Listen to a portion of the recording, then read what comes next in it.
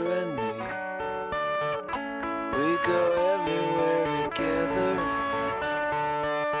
wearing a raincoat that has 4 sleeves. Gets us through all kinds of weather. She will always be the only thing that comes between me and the awful sting that comes from living in a world that's so damn mean.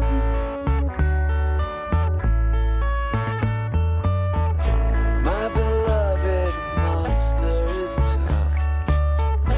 If she wants, she will disrobe you. But if you lay her down for a kiss, her little heart it could explode. She will always be the only thing that comes between me and the awful sting that comes from living in a world that's so damn mean.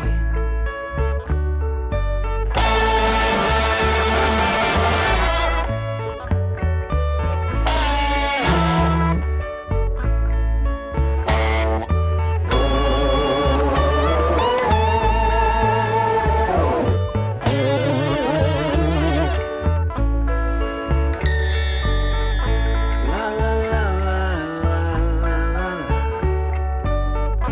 la la la la la.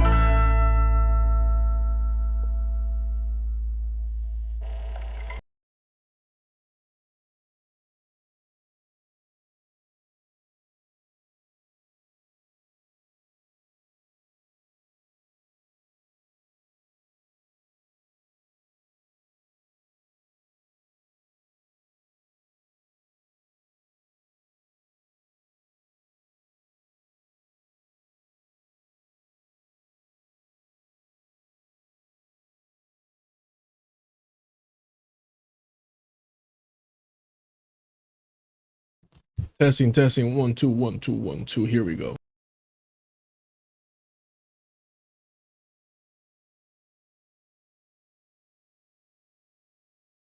All right, I appreciate y'all being here. A little house cleaning, keeping on a, I don't know. I assume it's cleaning. I'm brown, so you know what I mean. Here's what's going on. I'm hearing and I'm trying to listen to and try my best to work around, you know, the streaming schedule. I know I had said 5 p.m. PST, but I know my East Coast people, you know, y'all are saying that's a little late. So I'm trying to maneuver things to where I can avoid traffic and stream like 2 hours earlier. So instead of 5 at 3, it's just going to be a little difficult to maintain that consistency, as well as you know, seeing the financial ramifications of that as well in terms of the new work schedule. So no promises. It's still going to be 5 p.m. PST moving forward, but I'm going to try my best to get here earlier and start around like 3. With that in mind, if anything, I might just focus on securing Wednesdays at 3, because I had to be out of here like at 7:30, and on Thursdays I can like run it to like 10, right? So yeah, so just keep that in mind. I appreciate y'all. I appreciate it, Vic. Housekeeping, all right.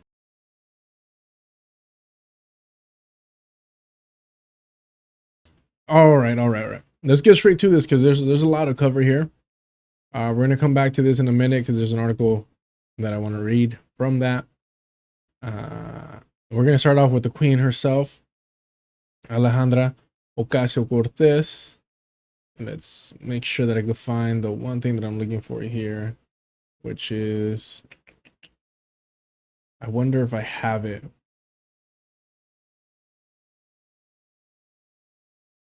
Oh, maybe it's in the Discord. Don't switch. I gotta log in again. Hold on. Hold on.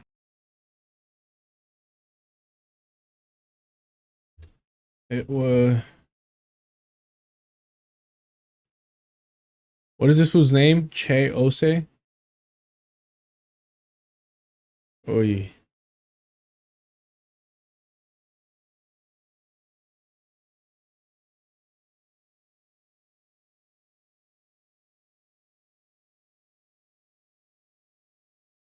Okay, yes. I think I found what I was looking for. In fact, more than I thought I had found prior. Let me see if one last thing here to make sure. Oh yeah, that's right. That's right. That's right. Yo, Brianna Joy Gray has been feasting. Feasting. Forget about eating good. Feasting on the DSA. It is a beautiful thing to see. Man. Oh, we gotta watch this. Oh man, that's messy. I'm not gonna lie to you. Oh man, that's gonna be solid. All right.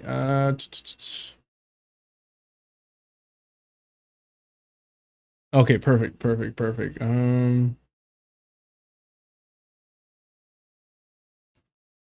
I think we should be good with one more thing, just making sure I have this. I try not to, consume too much Twitter. Oh, why did nobody tell me that Vic Mensa was the one that was in the Confederate dress? This whole time, this entire time, I've been hating on Vic Mensa, not knowing he was the same individual, which to me is hilarious because it just goes to show that like my hatred is pure. Look, I think it says something about me. I don't know what it is, right? I don't know. But I'm grateful for whatever it is that went wrong with me, to where, unbeknownst to me, I just get this vibe and I'm like, nah, I don't trust this guy. And yeah, apparently he was the individual that dressed up in a Confederate dress. Now, please somebody educate me if I missed the symbology, like the massive revolutionary message that I'm just too much of a pleb to understand. There should be one more here. It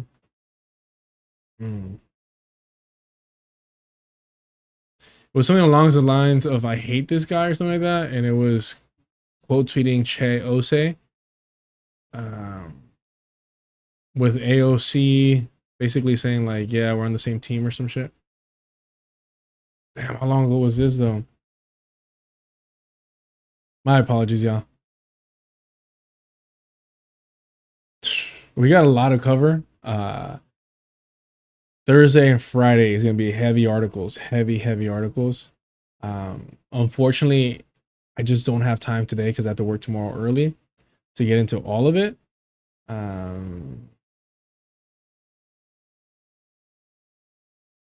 But let me see if I can find this Ta-Nehisi tweet.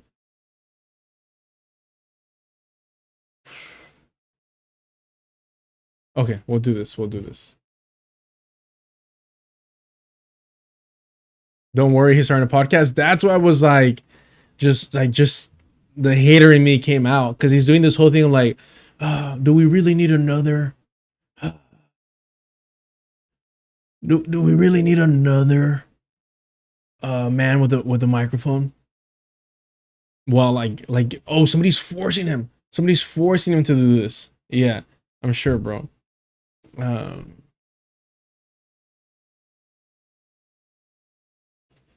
Shoot, who? All right, last chance looking for this Ta-Nehisi tweet over here. I know she has 2 accounts. Does anyone know what I'm looking for over here on Twitter? Is anyone on Twitter? Is Cheose? Basically AOC saying like, oh, I was inspired by you over the woke stuff. But I just can't seem to find it. I know she has 2 accounts. But Cheos is, I'm so glad I never defended him. What I did say was that he got screwed over, but my emphasis was on Zoran Mamdani. Let's see.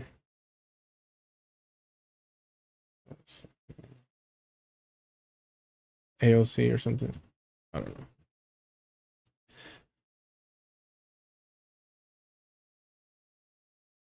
Oh, here we go.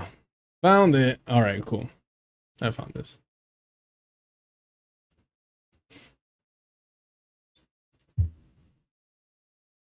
Can't rap, got a yap. That's awesome. Okay. So we're gonna watch this and then we'll give you the background about Woke 1. All right, y'all, do me a favor. Go ahead and subscribe to the channel if you haven't already. Hit the notification bell if you want to know when I go live.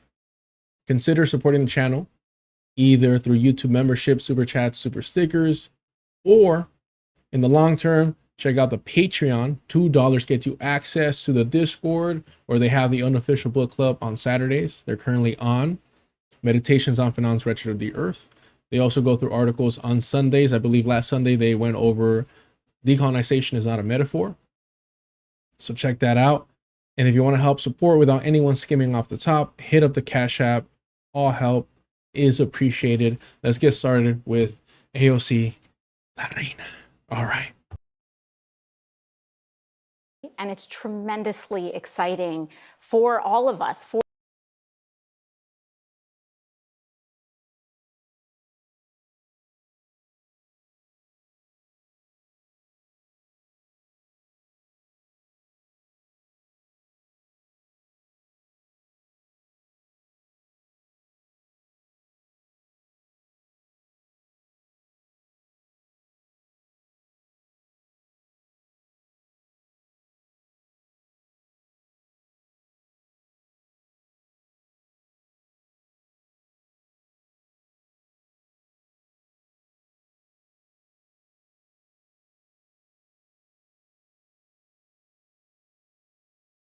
I'm so pissed right now. I hate doing that shit. I sincerely hate doing that shit. And so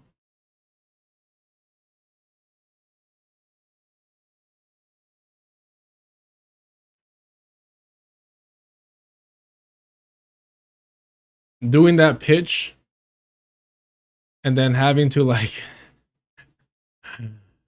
oh fuck, man. I'm so fucking mad right now. So fucking mad. And I sincerely don't even know what the fuck is going on with this camera, dude.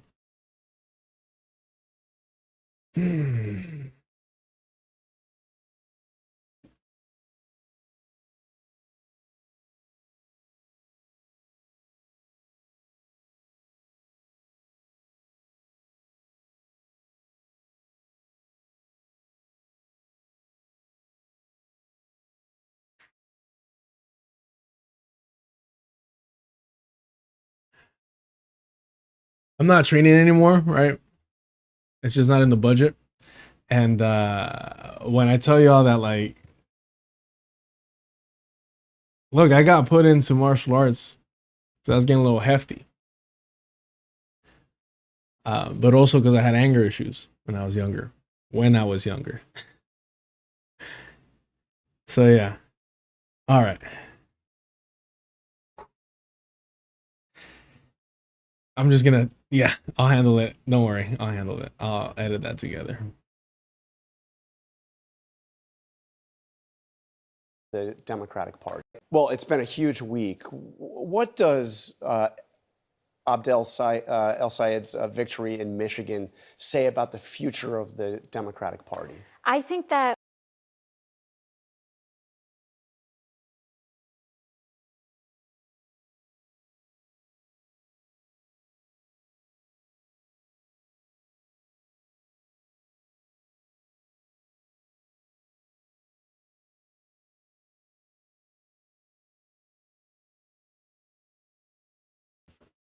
What have I been saying? Sure, El Sayed is not DSA, but Hasan Piker, Bernie Sanders, and the DSA itself has been out there organizing behind him, despite him basically spitting in their faces and saying, I'm not a socialist, I'm a capitalist. And still they're groveling behind him because, again, DSA is an organization and it needs these individuals more than they need them. And we'll see a little bit more of that and that desperation from the DSA when Alejandra Ocasio-Cortez is asked whether or not she's still a member of DSA. But for now, just keep in mind, she's calling it a rebirth. And I've been saying, look, the DSA is just rebranding. It's rebranding the genocidal Democratic Party for a younger generation to continue, worshiping and be devoted to. Yeah, sure, being critical of it, but never denouncing it. And if you ask yourself, well, shoot, if the Democratic Party can commit one genocide, how many genocides can it get away with? Since every political commentator out there, from Hasan Piker to Sam Cedar to the Vanguard, to Kyle Kalinske, Crystal Ball, they all still love the Democratic Party. Again, they pretend to be hypercritical of them, but still will tell you to go vote for them regardless. It's a rebrand, or now a rebirth.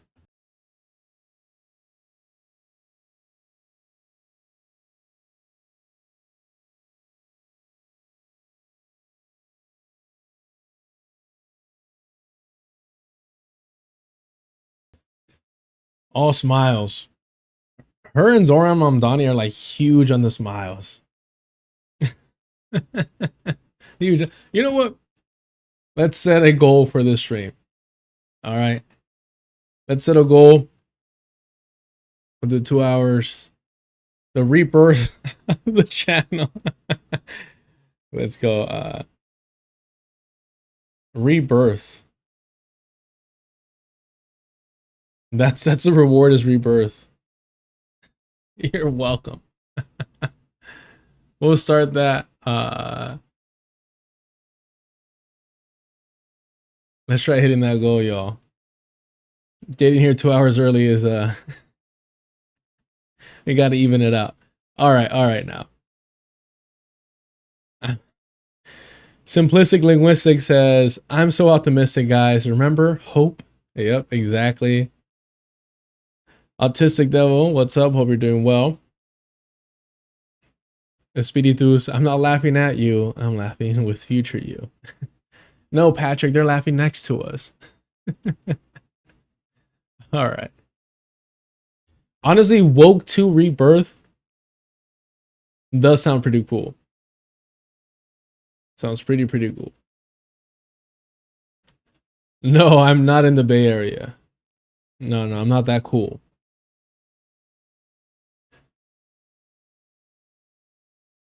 Oh, and war crimes. You saved it right there at the end. I was going to give you a little warning, but that's actually hilarious. Thank you so much for that. You could have gone down a dark path, but you chose something appropriate, which I'm grateful for. All right, let's get back to this.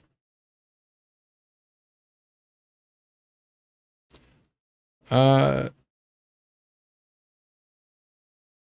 thank you.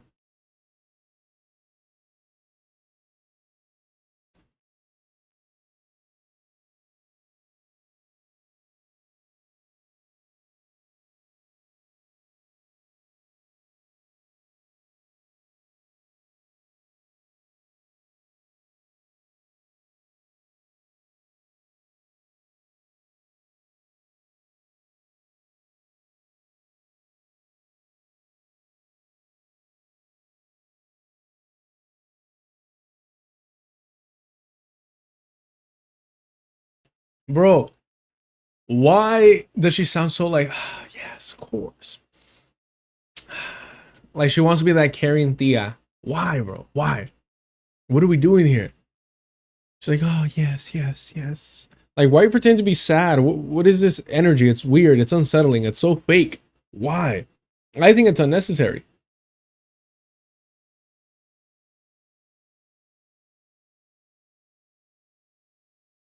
And of course, it froze here. Give me one sec. There we go. What does he have to do to win over those Democrats who opposed him? Well, I think that this really is a moment, not just in Michigan, but across the country, where the party is unifying. The party is unifying and it is focused on the November elections. We understand that our priority is the working class of this country. And we have to make the case that we're here to make people's lives better. And the Republican Party right now is jacking up prices, making housing impossible to afford. And we are focused on everything from healthcare to your grocery bill and making it more affordable for working people. That's great. Oh, she's so good at this. She's so fucking good at this. The timing of that smile there is flawless. That's just picture perfect. Look at this. So sincere, watch. On everything from healthcare to your grocery bill and making it more affordable. The grocery bill. That's so good right here. And we are focused on everything from healthcare to your grocery bill. From healthcare to your grocery bill. Shucks. Paper or plastic, ma'am. Like, just so so heartwarming, so sincere, so, caring. This is great. This is so fucking awesome. I mean, I just can't wait for, to vote for her in 2028. Like, it's just going to be an honor, a pleasure, a moment that will inspire generations. And making it more affordable for working people. This week there was also a prominent Republican, a very prominent Republican, who said some things about wealthy corporations profiting, effectively fleecing Americans. It sounded a lot like what I've heard you said. I want to play this and see your reaction. Sure. They're making too much money, okay? Based on a shortage, they're making too much money. I don't like it. When you look at one company where they made 12 times what they made the year before, they're going to give some of that back to the public. And they better cut the retail price, the consumer price. Well, that was Donald Trump, obviously talking about oil and gas companies and high gas prices. What did you make of that? I think that everyday people, everyday Americans, we can see the very large gap between what Donald Trump says and what Donald Trump does. And so Donald Trump may be saying that oil companies are making too much money, but what Donald Trump is doing is starting a reckless war in Iran, having closed-door meetings with oil companies before his election saying, you give me money, you give me campaign contributions, and I will do whatever you want. And so what we have seen, everything from Supreme Court rulings to Donald Trump's own policy, is what he is doing is jacking up the price, not just at the pump, but at everything that you buy that requires the transportation of goods. And so he can say whatever he'd like from the Oval Office, but I think people are more looking at what he chooses to do. But that's a reflection of what he is seeing the people care about, what the people are thinking. And, to the president's credit, he comes from television and he's very responsive to public sentiment. And so he knows what he needs to say. But again, none of that is going to lower the cost of your rent or your mortgage. None of that is going to lower the interest rates that you're paying. None of that is going to make your grocery bill more affordable. And what we want to know and what we want to see is action. Look, obviously it's true that Donald Trump is, media savvy, years on The Apprentice and just dealing with all that nonsense, the passion shows, all that stuff. Alejandro Ocasio-Cortez was trained, to be aware of how to handle the media. In fact, it was Nomiki Konst, I don't know how to say her name, from the Majority Report, that trained her, that coached her, that groomed her to be aware of how to handle the media and how to do this whole performance. And obviously she's only gotten better over time. Although what I will say is, I do think that she's very overrated in terms of her actual political instinct of, when to bob and weave. Like, her sticking to Joe Biden wasn't a great decision. And of course she tried to double back on it with Bernie and then just trying to blame it on the whole situation, muddy the waters on the Majority Report. It's nonsense. It's nonsense.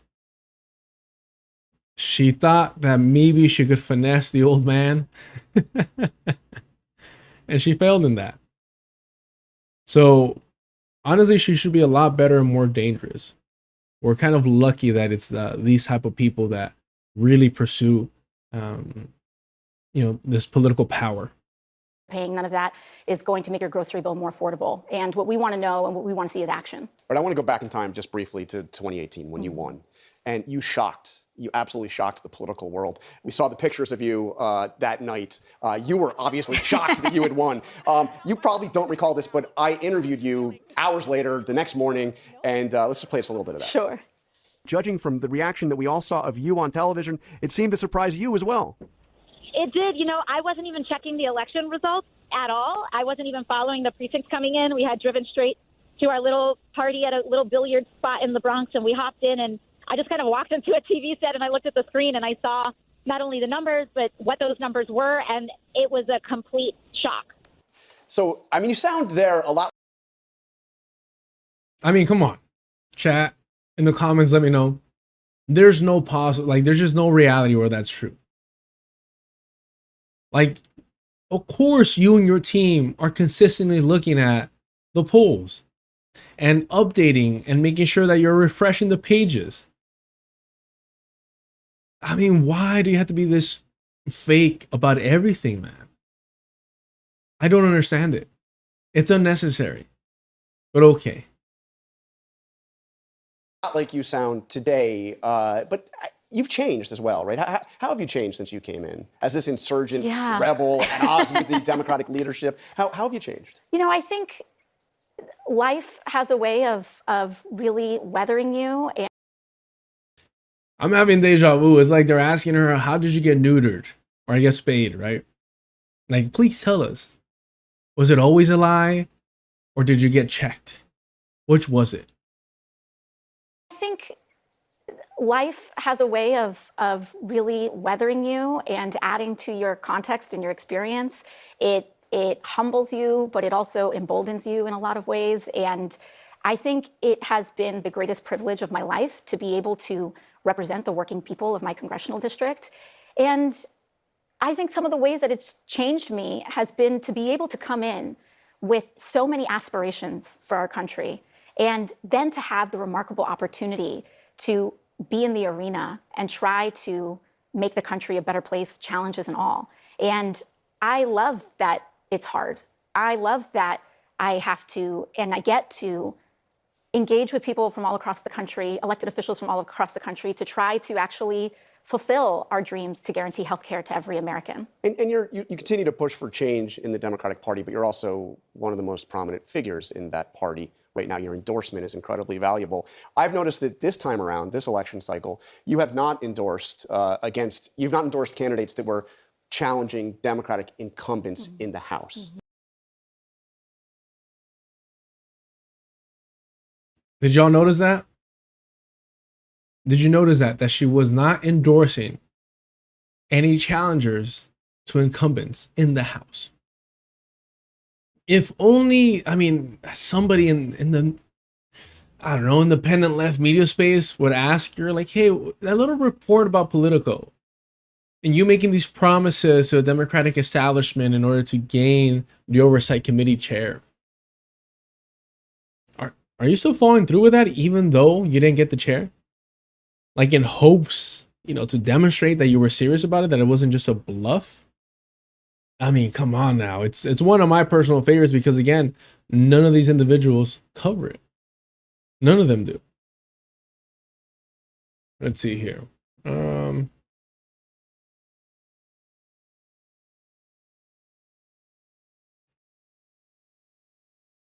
It's always difficult finding this article, but it's for the, here we go.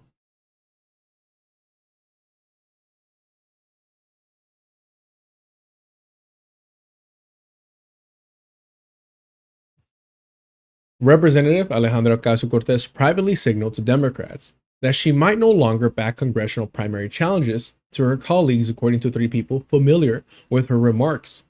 The question had been raised when the New York Progressive made her case in a steering and policy committee meeting for why she should be the top Democrat on the Oversight Committee. It would mark a departure for the outspoken progressive who came to Congress by primarying a Democratic leader and has also backed challenges to other sitting lawmakers since then.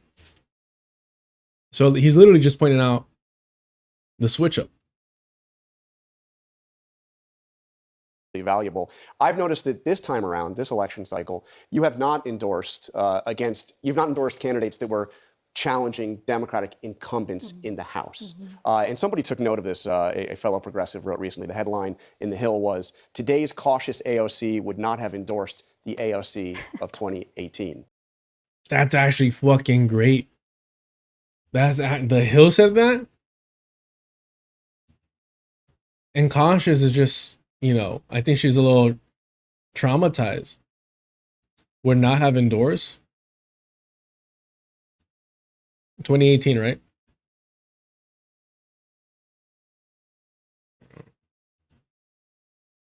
Let's see here.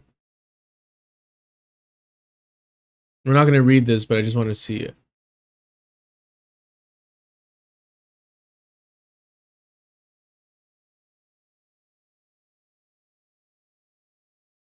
Wow.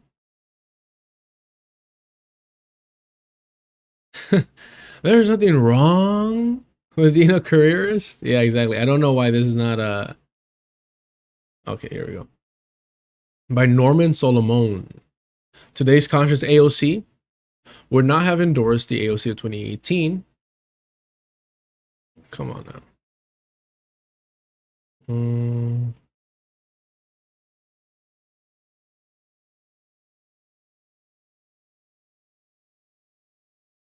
What was this, man? This year, Ocasio-Cortez has gained serious media attention as a possible 2028 presidential candidate, but she could face erosion of the grassroots support she needs for a national campaign. By refusing to endorse progressives as they take on incumbent Democrats in competitive primaries, she has implicitly spurned those now trying to follow in her footsteps to Congress. Yeah. Because Homegirl just lost too, right? Is it Jessica Hung?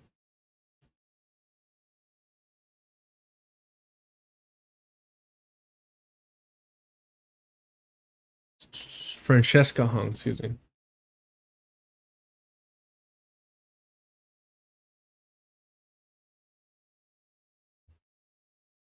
She lost, right? Or am I jumping the gun here? Yeah.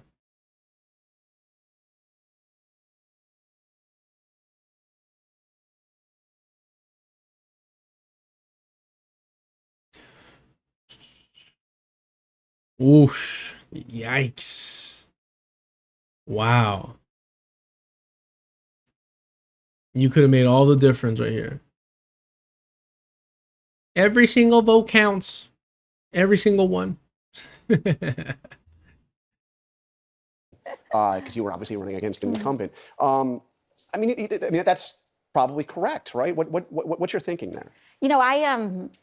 I wasn't endorsed by anybody No. when I was running. Your friends. Yeah, just some friends. So yeah. I wasn't endorsed by I don't think I was endorsed by a single elected official when I was running for office. And I think when I see so many of these incredible insurgent candidates that are running today, that's part of what makes me so proud of them, is that they do not answer to any master. They are not beholden to any corporate interest or any party boss. And what master do you serve?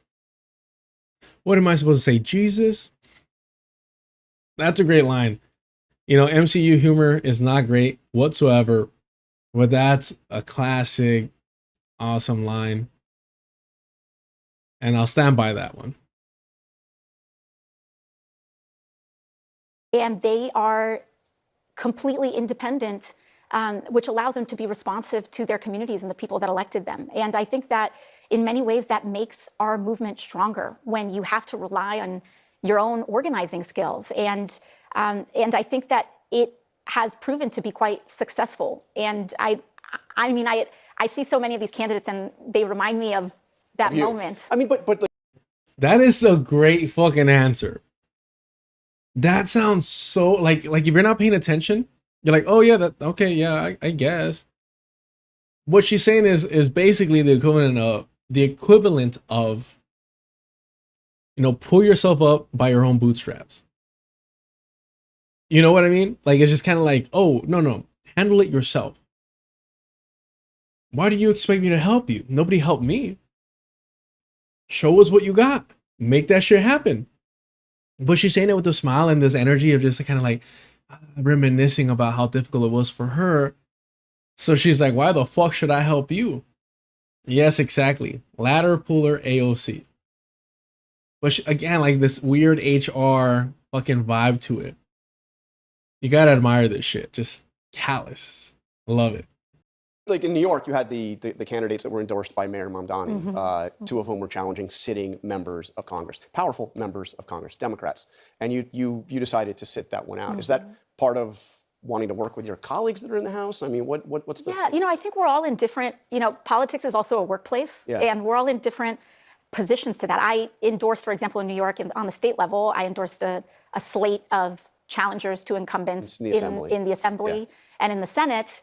And I don't work in state government, which gives me a greater freedom to be able to do that and to assess it. And I'm very grateful, you know, that we now have a progressive movement that that is in large enough numbers that, you know, it used to be that you could fit 5 people in a closet, and that was the caucus. And now we've grown into quite a successful movement. So you have Wisconsin coming up next. Francesca Hong, who is the Democratic Socialists of America supported candidate for governor. You haven't endorsed her. Are you going to? No, I haven't endorsed in that race. My focus has been in winning back the Congress, winning back the House, and positioning ourselves to have the best chance possible to win the Senate. So I've been focused on those legislative races. What do you make of those controversial?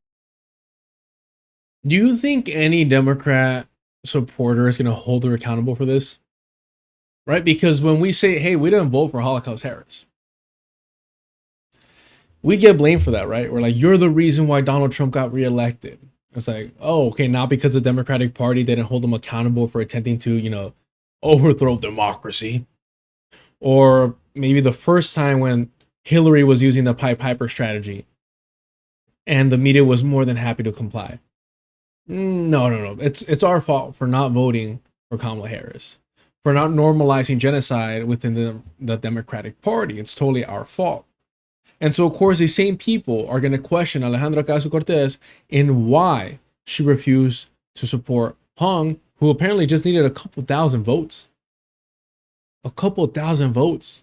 And that's not going to be held on AOC when, I mean, if you're staying consistent, it should.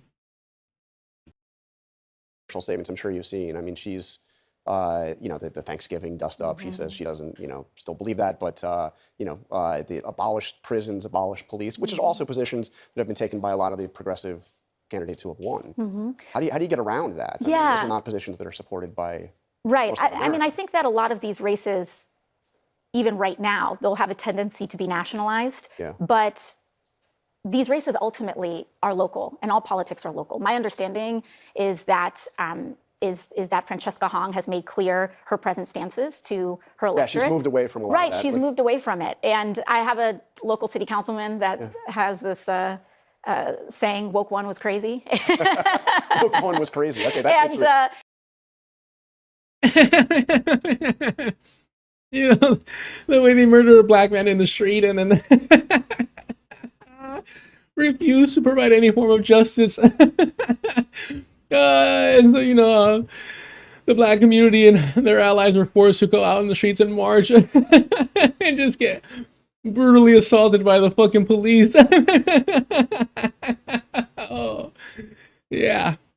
You know, the reactionaries use that moment to just increase a police state. And then we refuse to pass any legitimate legislation to hold the police accountable.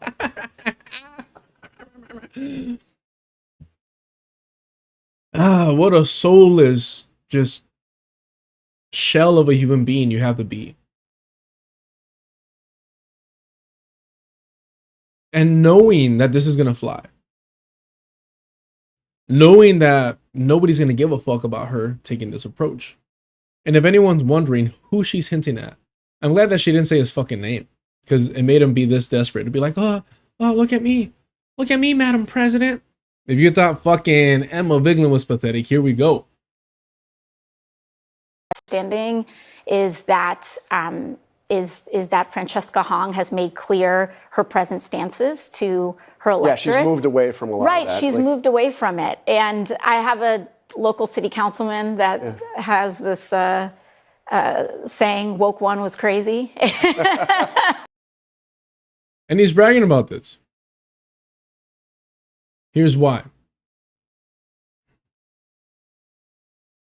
I can't stand Subway takes, especially after it came out that he refused to put out his I don't know, I was gonna say streaming, but no, video with Kamala Harris, where he said he felt that he would have been hurting her campaign if he put that out there because she was so awkward and refused to like just be normal for this.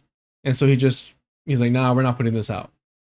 Which to me, I mean, it's just, whether we're talking him being a coward, a careerist, supporting a genocidal party, you name it.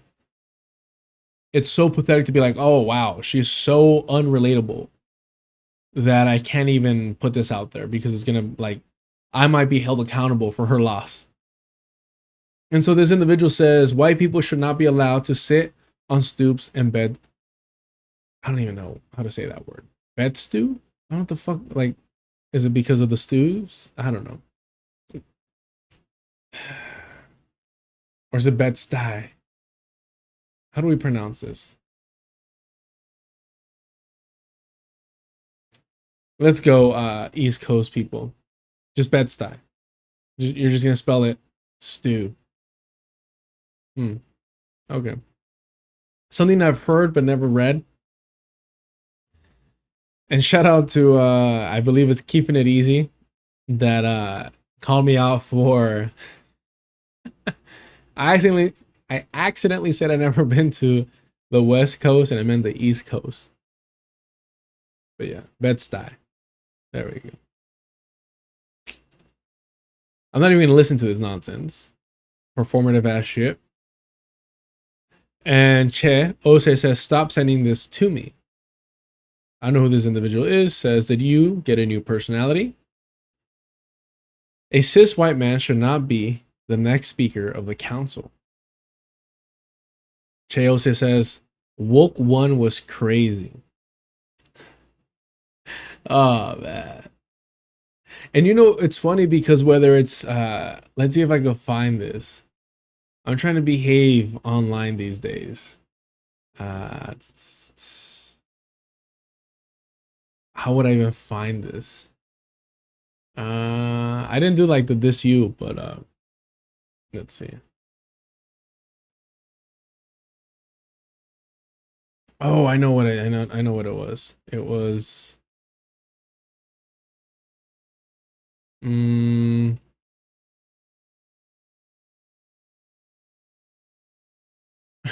know what it was. Hold on.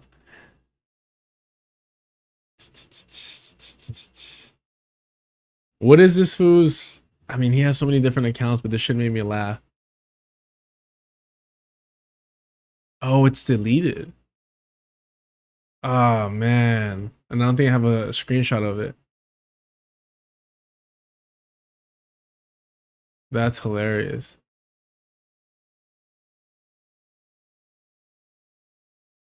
Oh. Here we go. I called out Georgie for emailing FD Signifier, right? Saying like, you're a cool black man. You have any advice? And his response, since he deleted this account, is, I'm so glad we moved past this ridiculous identity politics bullshit that made me think I'd get canceled unless I asked a random black celebrity drama YouTube permission to make a history video. He never responded to that email, though that's a lie. And of course, FD provided proof of the response to the email. And he wasn't random because Georgie said he admired him. And so you see how these opportunists, whether they want to pretend to be these edgy fucking third worlders, or whether it's fucking Che Ose from the DSA, it's the same fucking bullshit. Sure, you put a different skin on the character. Sure, you take a different approach to the grift, but it's the same fucking nonsense. they turn around and be like, oh, so glad woke is over. So glad identity politics is over. So you were just performing. You're telling me that you thought, okay, let me pretend for a second whether it's Georgie or Cheose or Alejandra Ocasio-Cortez. What you're telling me is that I cannot take you at face value, that you're not a sincere fucking person. That if enough pressure is applied to you, if you think there's like a social fucking contract moment going on, that you just have to abide by these new rules, even if you don't believe in them, then you're going to do something that you don't believe in order to play along. See, I don't fucking do that shit. I'm just me. And I'm a fucking asshole. Sometimes I'm at fault. I'm guilty of a lot of fucking transgressions. And I try my best to be better. But the one thing I won't do is not be myself. All these individuals just fucking play along. They're just here to give a show, a performance. And to me, that must be exhausting because I don't have the fucking energy or time of day to not be me. If I don't believe in some shit, if I don't abide by it, if it just doesn't vibe with me, I will tell you. In fact, I will tell you, hey, this might be ignorant of me. This might be fucking backwards of me, but this is my position. Maybe I need to be, educated on it. Maybe I need to do more reading. I need to do the work. Maybe I need to talk to other people, what have you. But I'm telling you right now, this is my position, right? And there's some positions that, leftists or what have you may not like. It's just the honest truth. And so it's hilarious how these people on the left just play these fucking characters that they don't actually believe in. And for me, it should highlight that you cannot trust them. You just can't trust them. They're going to lie to you depending on how valuable the lie is. They're going to play a character. They're going to play in your fucking face if you allow them. It's really pathetic. And again, I only pulled that up because it's such it should be, right? At least the characters that they're playing are such a fucking distinct character that you wouldn't think they would have an overlap like this, but of course it does, because an opportunist is an opportunist. They're actors. Yeah, somebody said about Abdul Said.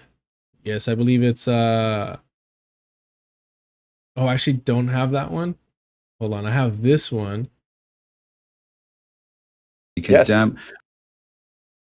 Let's watch this one real quick. Netanyahu is a war criminal. And listen, I'm not going to quibble with you on that. I mean, but they might respond with the question, well, what about Hamas? Does he condemn Hamas? Does he condemn? Yes. I mean, I don't know. What should be done about Hamas? It's funny because people always, they always assume that there's like, not that you're saying this, but that there's a gotcha. Like, I'm not a tribalist about this. I believe in principles. Yeah. So yes, Sure. I condemned Hamas on day one. Right? I condemn Hamas on day one. Look at this guy. He says, I'm not a fucking socialist. I'm a capitalist. Doesn't abide by the DSA, none of that shit. Just, nope. I'm a capitalist through and fucking through. And it's getting all this support from the left. Now he's saying, yeah, no, I condemn Hamas on day one. What was the whole, like, Piers Morgan thing? Right? Where it was kind of like, do you condemn Hamas? And every leftist from Hasan Piker to Sam Cedar to Mehdi Hasan, they were all like, oh, this question is Islamophobic. Oh, this question is xenophobic. Oh, this question is that and that and that. So-called Dr. Abdul El Sayed is telling you, nobody had to fucking ask me on day one. I was saying, fuck the resistance. That's who Hasan Piker has been campaigning with. And you expect me to believe that they give a damn about Palestine? That they actually want the liberation of Palestinians? Of course not. Absolutely not. He's smiling. He's bragging about this. When asked directly whether or not a Jewish state should exist, instead of answering directly and saying, no, fuck that. No settler colonial project has the right to exist. He says, what do you mean by Jewish state? Uno reverse, bro. We did it. And everyone clap. Everyone clap.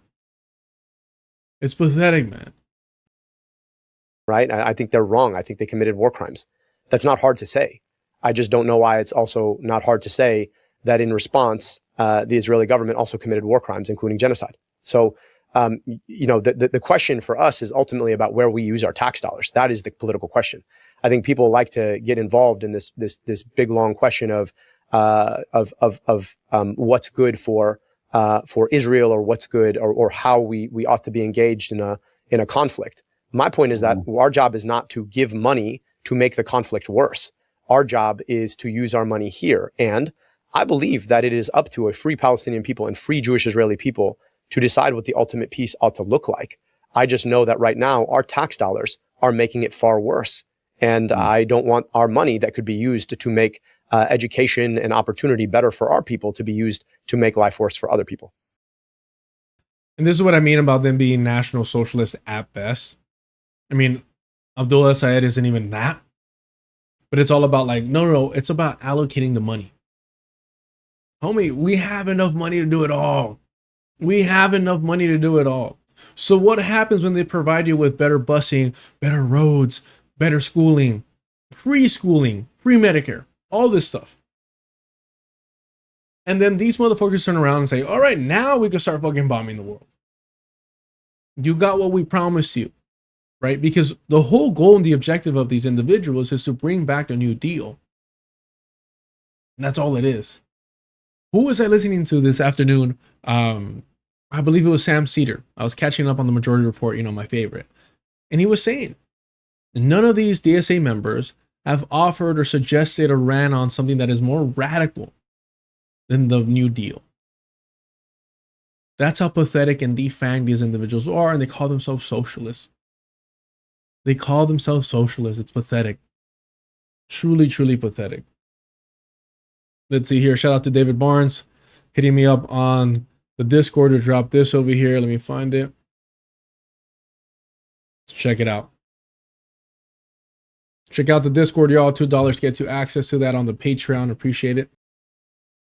For past social media posts that you deleted, including about defunding the police. Now, you've said recently you never called for defunding the police, but our K-File team here in CNN found interviews in the past where you did repeatedly back in 2020, including in the aftermath of George Floyd's killing. I want you to listen to your comments here. Whoa. So you're telling me that the guy that has been lying about being a doctor lied about defunding the police? How is that possible? This guy's campaigning with Hasan Piker, who has never lied once in his life. How is that possible? It's not like a sheepdog requires, the truth or anything like that. To be told to your face, I mean, honestly, this should be disqualifying, right? This alone should be disqualifying. Lying so blatantly and so shamelessly. It's like, okay, what won't you lie about?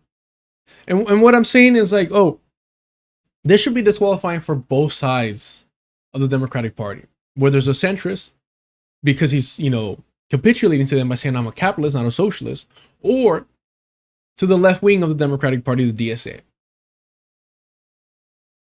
He's going to throw you under the bus. He's not, once he's used you, he's done playing with you, bro. Come on. I believe that we do need to defund the police insofar as defunding the police is disinvesting in the means of incarcerating someone or killing them on the streets. What if we were to invest in social services? What if we were to invest in public schools? What if we were to invest in public libraries? What would the world look like there? And I think that has to be the way we go. And that means both investing more in these services, and it also means investing less in police.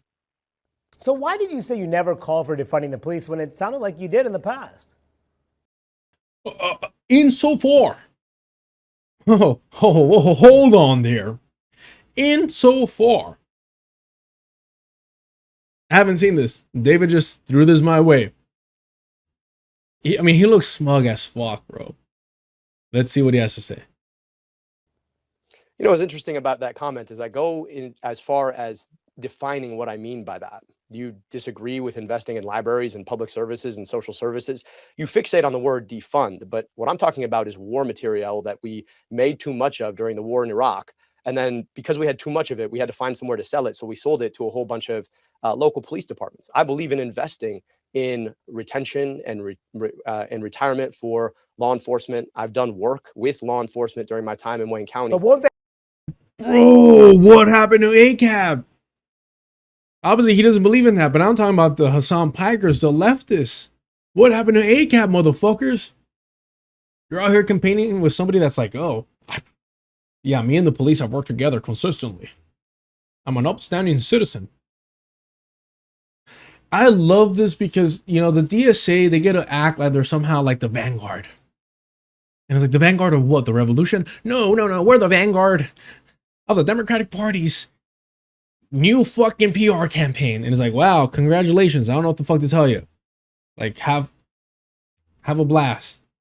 But we're not on the left. But with this guy is literally doing this to the DSA. And they're like, oh my gosh, I can't wait till he wins. And it's like, he can't fucking stand you. He doesn't like you. He's not into you. And yet you're there groveling day and night. God damn. It's pathetic, but I love to see it. I love to see it. Just have some fucking pride, some dignity, some shame. What's going on with this? that issue of defunding the police, won't that become an electability issue in November? Let me finish my answer, Manu. I actually don't think it is. I think the vast majority of people agree that they want to get home safely every night. I think the vast majority of law enforcement agree that they want to get home safely every night. I think the way that we have thought about law enforcement is we answer every social problem with somebody with a gun. And you talk to folks in law enforcement with whom I've worked very closely, they'll tell you they don't want to go on those runs where they know that somebody's in mental crisis. So maybe instead of investing in war material for PDs, we invest in a safe retirement for them. And then instead of sending a guy with a gun, we actually send a trained mental health professional. That's what I'm talking about. That's what I defined. And I think that's exactly what people want. Now, if you want to keep talking about one particular word that was in vogue that I tried to define at the time, sure. But hold on. One particular word that was in vogue. They don't fucking believe in anything, bro. They don't believe in fucking shit. These are all opportunists. They're just opportunists. Oh, it was in vogue. People like that shit, so I said it. And he's taking the Mamdani approach. Oh, that's not what I meant. What I meant was different. See, words don't have definitions. Words don't mean shit anymore. I've been telling y'all this. When it comes to socialists, it doesn't mean shit. When you have the Democratic Socialists of America saying, no, we're socialists. When you have them saying that Zohar Mamdani is a socialist. When they're out here fucking supporting, campaigning a fucking capitalist, man. It's meaningless. Nothing is fucking real. We're used to this from the Republican Party. We're used to this type of behavior just creating reality in real time. But now we're seeing that this new fresh crop of Democratic politicians doing it. And what I'm trying to get at you is like, we're fucked on both ends. It's a wrap. What we perceive to be reality and what we're going to be told is reality is going to be something that we're going to have to fight consistently, right? Now, we've been doing that to a certain extent, but I've always, held the position that it's easier against either a Democrat or a Republican. But when it comes to like a MAGA Republican, one of those that were all into QAnon, like they're too far gone. There's no reaching them, man. There's no reaching them. But when it comes to Jesus Christ, I guess it's my fault for saying that. All right, let's keep it PG-13, y'all. What are we doing here, bro? Like, come on. When it comes to let it linger. The DSA or anyone that the DSA is in love with, infatuated with, supporting, devoted to. These individuals are meant to take any revolutionary potential and just squander it, throw it away. playing right in your face and you're allowing that shit to fly.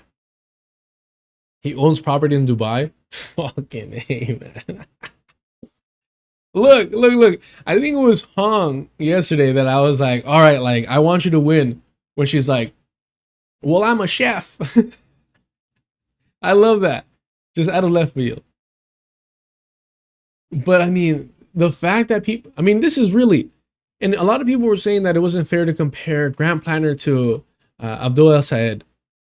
Because Abdul El Sayed is just a stand up guy. And honestly, it seems like Abdul El Sayed is to the right of who Grant Planner was pretending to be. And so I want this motherfucker to win. I really do.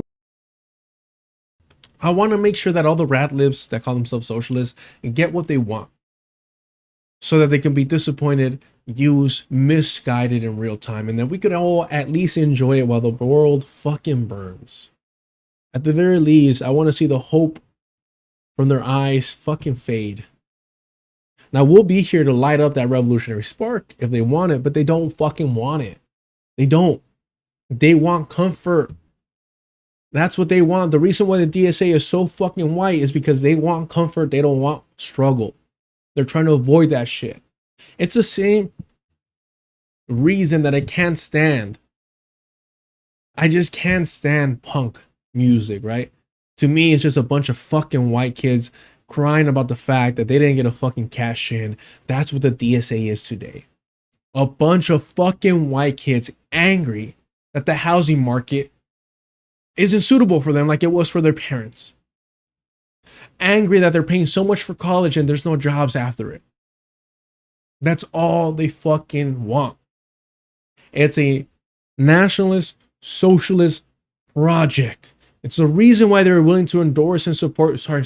Oh, my bad. Not endorse, suggest, recommend Grant Planner. Now we're dealing with a full-on capitalist Abdul El Sayed. A no fucking liar. Somebody that simply wants to be famous. I mean, the reason why him and Hasan Piker get along is because this guy's just wants the attention, wants the spotlight. He had a podcast before all this shit. And we're over here making fun of, was it Vince Mensa or whatever? They're all trash. Come on now. I think if we're having a serious conversation about public safety, you'll see that my perspective is in keeping with exactly what most people who are rational about this question are talking about and what they want. I want law enforcement to be able to get home safely, and I want people to be safe in their communities. And the way we do that is to make sure that we have competent law enforcement and to make sure that we are not making war on our streets and that we have the social services that people need to stay healthy and safe. So We're not making war on our streets and that we have the social. I mean, the reality is that we need to start replacing the word police with ICE if that makes it easier for you or the people around you. Because for the time being, we could all understand that ICE is evil. But they're going to get normalized once a Democrat becomes president and they start passing like reforms. It'll become normalized. They'll be celebrated. Don't worry about that. That's going to happen. I promise you that shit's going to happen. So if it helps the people around you, just tell them, hey, replace police with ICE. Because the same shit's going to happen. Yeah, war on the streets. Okay, buddy. And you're not a Republican and you're talking about war in the streets. God damn, man. These cops just want to get home safe. One of the safest fucking jobs to have. Sure, bud. Safely, and I want people to be safe in their communities. And the way we do that is to make sure that we have competent law enforcement and to make sure that we are not making war on our streets. And now we're not making war on the streets. Now here's the question. Is he referring to like just the hooligans out there? The thugs, if you will? Or is it referring to the way that the police treat the communities they're supposed to be protecting and serving?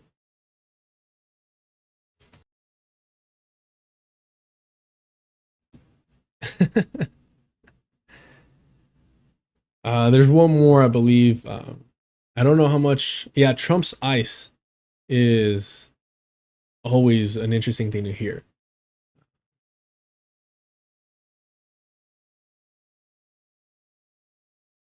Damn, when was this?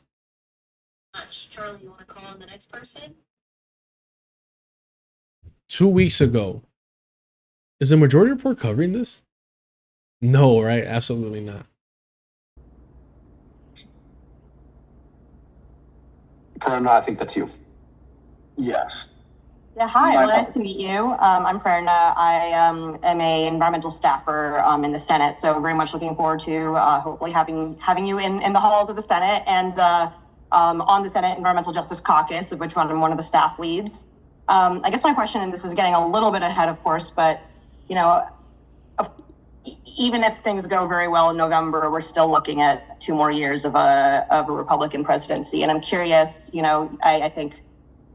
All reading your platform on climate and environment, these are all the right things that we should be doing, codifying the endangerment finding, but we're not going to have the chance to do that for a couple more years. I'm curious how you see your role on environmental issues, or sort of all the issues that we're facing more broadly, going into the next 2 years of the Trump administration. How do you sort of plan? How do you envision yourself using your voice at a time when, unfortunately, we're not going to get any policy over the finish line? The best case situation is that we don't get much policy over the finish line because it's inevitably going to be mostly bad. So I'm just curious how you see sort of your role the next couple of years in the Senate. So this is 2 weeks ago. Audio of Abdul El Sayed speaking on a Zoom donor meeting obtained by Politico. Let's check out his answer here. I'm sure it'll be inspiring. Yeah, so first, thank you for your work, and I hope we get to work together. That would be very fun. I see my job as doing 2 things in the next 2 years. Number one, throwing as much sand in the gear of the Trump administration as I can, and using them to posterize them, right? So, God willing, we take the Senate majority, in which case there's a tremendous amount of investigating that we can do. So let's tell the story about the corruption that led to this. Let's tell the story about what we're losing as a function of this. Let's tell the story. And then the second thing I need to do is I need to use the platform that I have, and frankly, AIPAC and all the other corporations are going to give me. If I win this race, what they don't really realize is that in spending so much money, they're turning me into David, right? So if I'm the guy who came through and beat Goliath, now all of a sudden you just gave me the best platform in the entire U.S. Senate, which I love, because then guess where all eyes are going to be? Michigan is going to be state number 5, first big swing state on the whole map. I love that for us, which means that I get to then start paving the pathway for 2028 and who will be the next president. And so part of what I need to do is understand that this job is not just about what you can do in terms of your investigatory power, of course, your legislative power or your confirmatory power. It's also your platform power. And so how do I start telling the story and paving out the pathway for what the next president should sound like because of what I'm advocating for, right? And how I talk about this. A lot of what I'm trying to do in this race right now, and then, if I win, is to offer compelling ways or offer sort of memes that people can pick up who are running for president to sound like we need them to sound. See what I mean?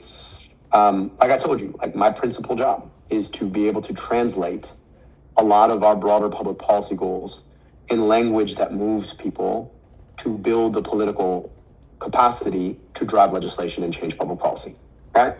And Look, this is all fairly basic, but I do appreciate him breaking it down like this. Obviously, it's in private, but notice how he's saying to sound like how we want them to sound like. Not, hey, we need somebody that believes in this shit. He said we need them, meaning the next presidential candidate, to sound the way that we want them to sound like. This is what I mean, that it's just a PR stunt. It's just a branding exercise. They don't give a fuck. Emma Vigeland said it herself.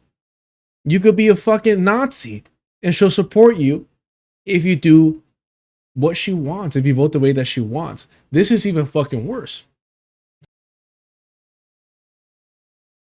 Because what he's saying is, hey, we just need him to speak and sound the way that my base and my supporters will want to vote for. What he does after that, who gives a fuck? Who gives a fuck?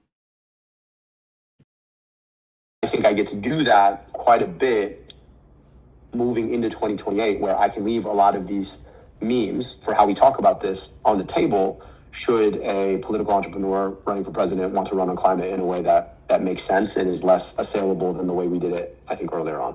That makes sense? So those are like my two big jobs, right? And then I also,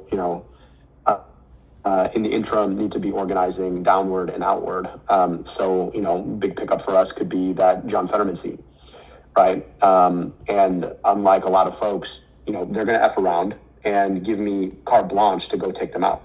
Like, that's the best thing about the way they're doing this, is if I win, you're just like, well, y'all came at me, so now I get to come at you. And, primarying people like John Fetterman, I have no problem to do that. Like, I'm looking forward to it. And people are like, oh, we don't primary in the Senate. I'm like, watch me do it. You know what I mean? Like, tell me why I should stop. You know what I mean? You're going to spend $60 million to beat me? Okay, you can play at that game. You know what I mean? Why should I stop? Big Sean, look. Yes, people are pointing it out in the chat, and I appreciate y'all for being on top of it. Absolutely. He is saying we need the most effective co-opters. We need the best actors. The whole world's a stage. Yeah, that's what it is.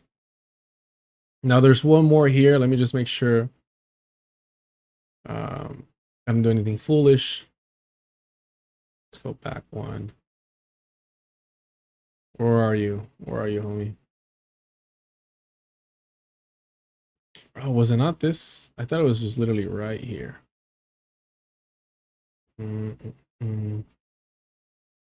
Shout out to Hood Communists. They have a piece on Kamala Harris that I wanted to check out. Yeah. I thought I had it right there. Oh, here it is. Wait, how's this not a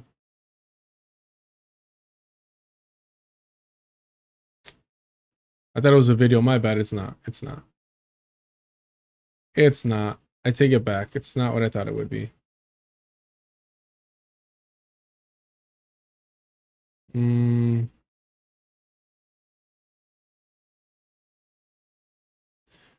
Yeah, but Brianna Joy does point out that like all the DSA candidates are walking away and turning their backs on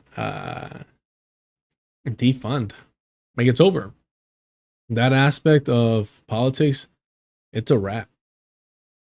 But yeah, I can't seem to find the other.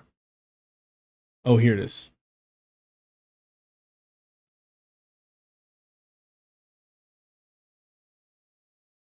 My sincere apologies, y'all. Here we go. It's sad to see, and it's also desperate. I endorsed Vice President Harris on July 22nd. The tweet is right still there on whatever we're going to call the website now, Twitter X. And I did it because I was serving Wayne County. And whether you saw that election in 2024 from the eyes of a child in Detroit, or you saw it from the eyes of a child in Gaza, I knew Donald Trump would be worse. And so I knew it was critical for us to make sure that he didn't see the inside of the White House again, and here we are. And I was having conversations with Arab and Muslim community, having conversations with the Harris campaign, and the hard part about it is nobody moved, right? I was trying to tell the Harris campaign, hey, let's talk about changing some of this policy. I think we can have a conversation. Sitting down with Arab and Muslim leaders saying like, hey, do you not remember the first thing he did last time? The whole Muslim ban, that was the first thing he did. You think he likes you? He doesn't like you, he doesn't want you here. Think of what he's going to do with immigration. And this is like chilling. This is low-key frightening. Do you know why? Here's why. Let's see if y'all just know my brain at this point and what I'm going to pull up. Let's see here.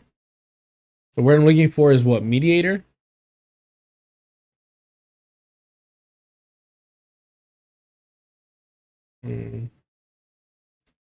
Or maybe like a middleman. Maybe that's the word I'm looking for.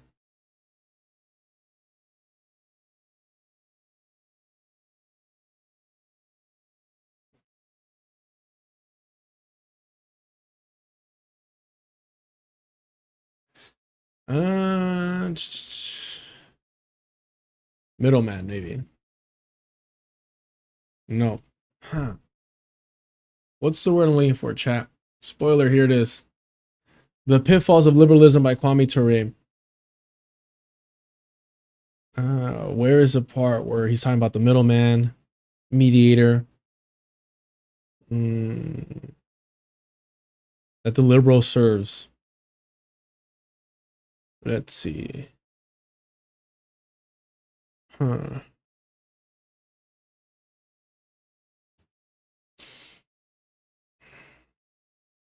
Okay, here, I think around here.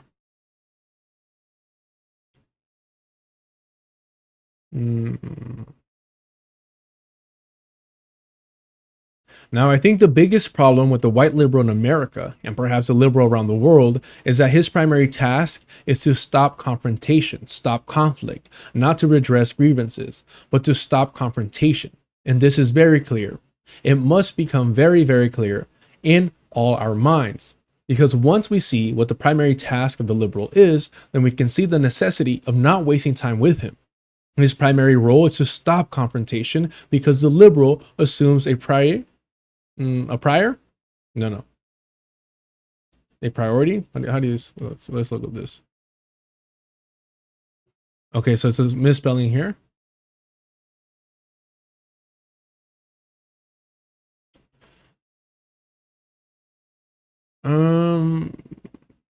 Chat, what is this in the book?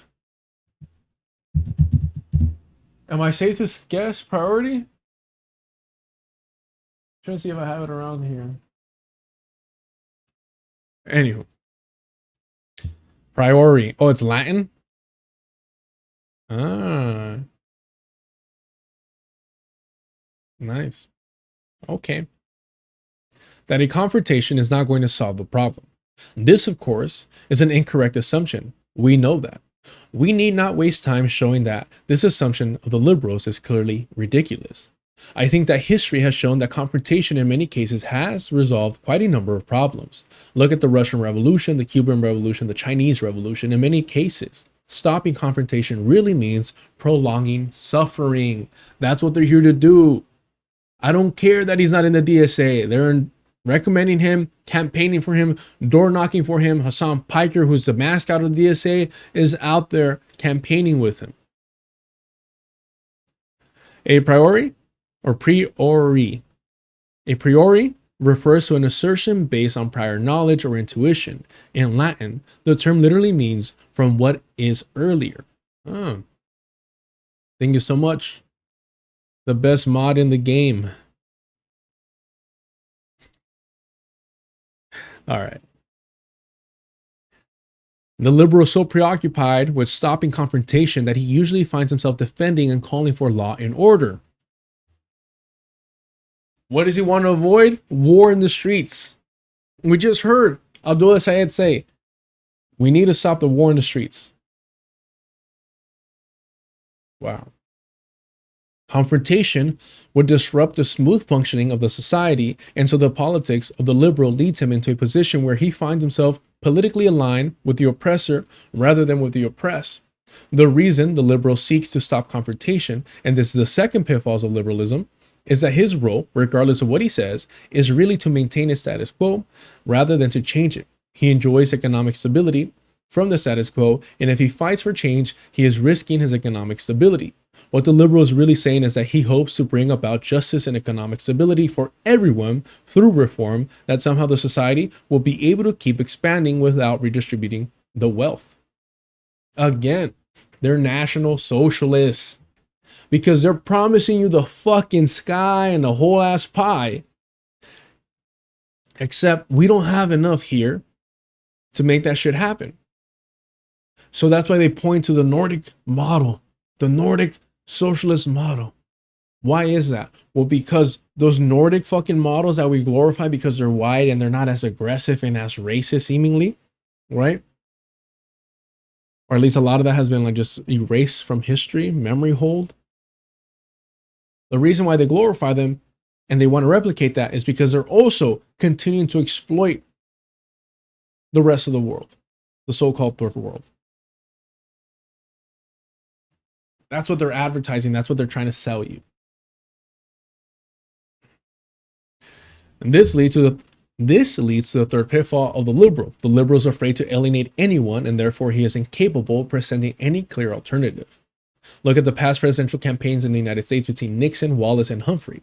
Nixon and Humphrey, because they try to consider themselves some sort of liberals, did not offer any alternatives, but Wallace did. he offered clear alternatives because Wallace was not afraid to alienate. He was not afraid to point out who had caused errors in the past and who should be punished. The liberals are afraid to alienate anyone in society. They paint such a rosy picture of society, and they tell us while things have been bad in the past, somehow they can become good in the future without restructuring society at all. Now, a little of this has altered, right? The beast is always learning. So now they are willing to say, oh yeah, you know, in the past it was different, but they won't say people by name. Alejandro Ocasio-Cortez is never going to call out Nancy Pelosi by name, at least not today. She's not going to call out Chuck Schumer by name, at least not today. And so with Abdul El-Sayed, they'll sick him on the Republican Party and they'll sick him in appropriate targets. Like in that private call talking about, who's the fucking racist, got hit in the head. God, they just said his name. Always wearing shorts. Fetterman, excuse me. Appropriate targets are allowed. Fetterman is right now, you know, the boogeyman in the Democratic Party. So that's appropriate. That's allowed. Now, Hakeem Jeffries, though. Hakeem Jeffries, now he's untouchable. Nobody's targeting him. So keep that in mind.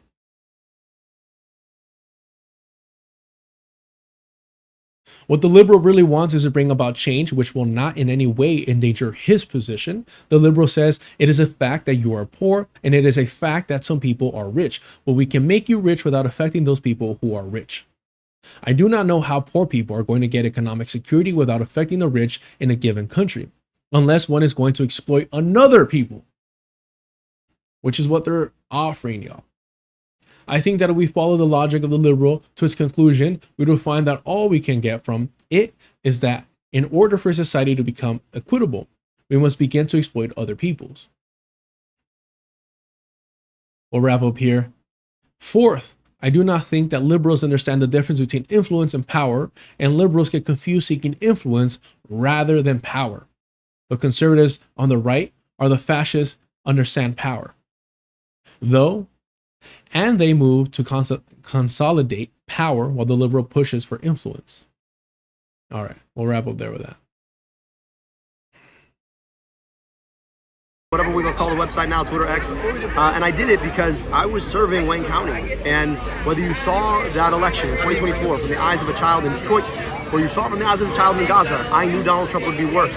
And so I knew it was critical for us to make sure that he didn't see the inside of the White House again, and here we are. And I was having conversations with Arab and Muslim community, having conversations about the Harris campaign, and the hard part about it is nobody moved, right? I was trying to tell the Harris campaign, hey, let's talk about changing some of this policy. I think we can have a conversation. Sitting down with Arab and Muslim leaders saying like, hey, do you not remember the first thing he did last time? The whole Muslim ban, that was the first thing he did. You think he likes you? He doesn't like you, he doesn't want you here. Think of what he's gonna do with immigration. And we couldn't get folks to move. It was the most frustrating 107 days of my whole political existence, I'll be honest with you. And when this race opened up, I realized that if we're gonna build a winning coalition, we're gonna have to bring communities back together again. I've been serving the city of Detroit, Wayne County, the better part of my public service career. I'm committed to these communities and their well-being. I learned what it meant to be a person of color, reading folks like Alex Haley and James Baldwin and Dr. Martin Luther King and Malcolm X and Sojourner Truth and Frederick Douglass. And bro, I fucking hate him. Holy shit. Oh, he went all out. Mind you, he's talking about the eyes of a Palestinian child while at the same time condemning the Palestinian resistance, condemning Hamas on day one. The very people sacrificing their life and their well-being for those Palestinian children. They themselves were those Palestinian children that were sick and tired of just crying and depending on opportunists like Abdul El-Sayed. They took matters into their own fucking hands. But yes, no, please throw in all the black names that you know. And go through the fucking phone book next, please. I'm sure that will allow people that support you, a capitalist, an unashamed capitalist, allow them to sleep at night a little bit more comfortable. And I know both. My family can't move here without the Civil Rights era, without the Immigration Act of 1965. I understand how lucky I am to have come here and had the privileges I've had. And so much of my work has been educated by the fact that 15 miles away in the city of Detroit or 50 miles away in the city of Pontiac, kids didn't have the same opportunities that I had. Wow. Can't wait till he fucking wins. I'm impressed. I'm astonished. Let me make sure we're on the right path here. Yes, we just saw the AOC thing. We'll save this for here, and then we'll do this. Right. Okay, yeah. I think we have this lined up pretty well.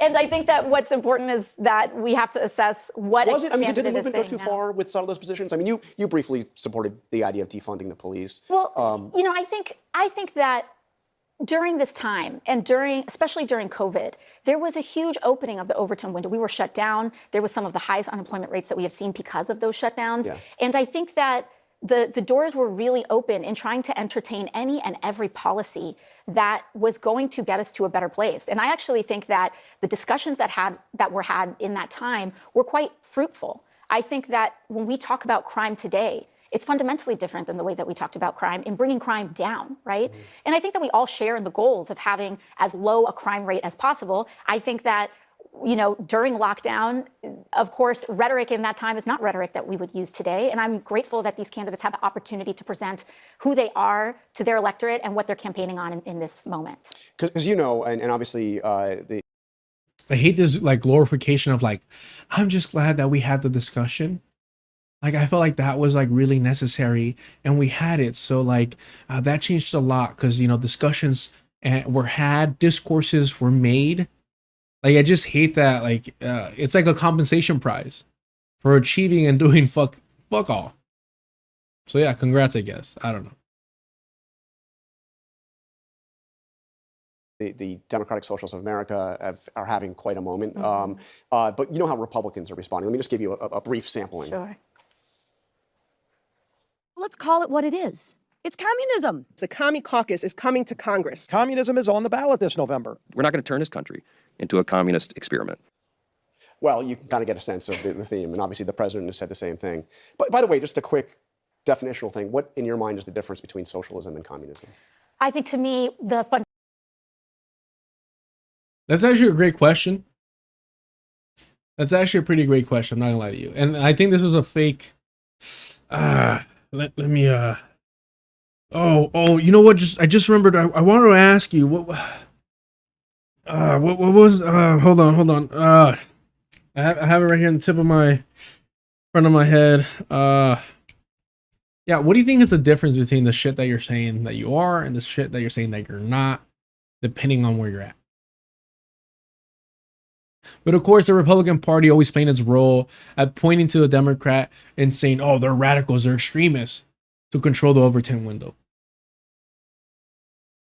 And you see the same shit with like Hutch, Destiny, all these individuals trying to control the Overton window by painting Hasan Piker, Sam Cedar, Emma Vigeland, the Vanguard, Crystal Ball, Kyle Kalinske as communist radicals. And it's like, what world do you live in?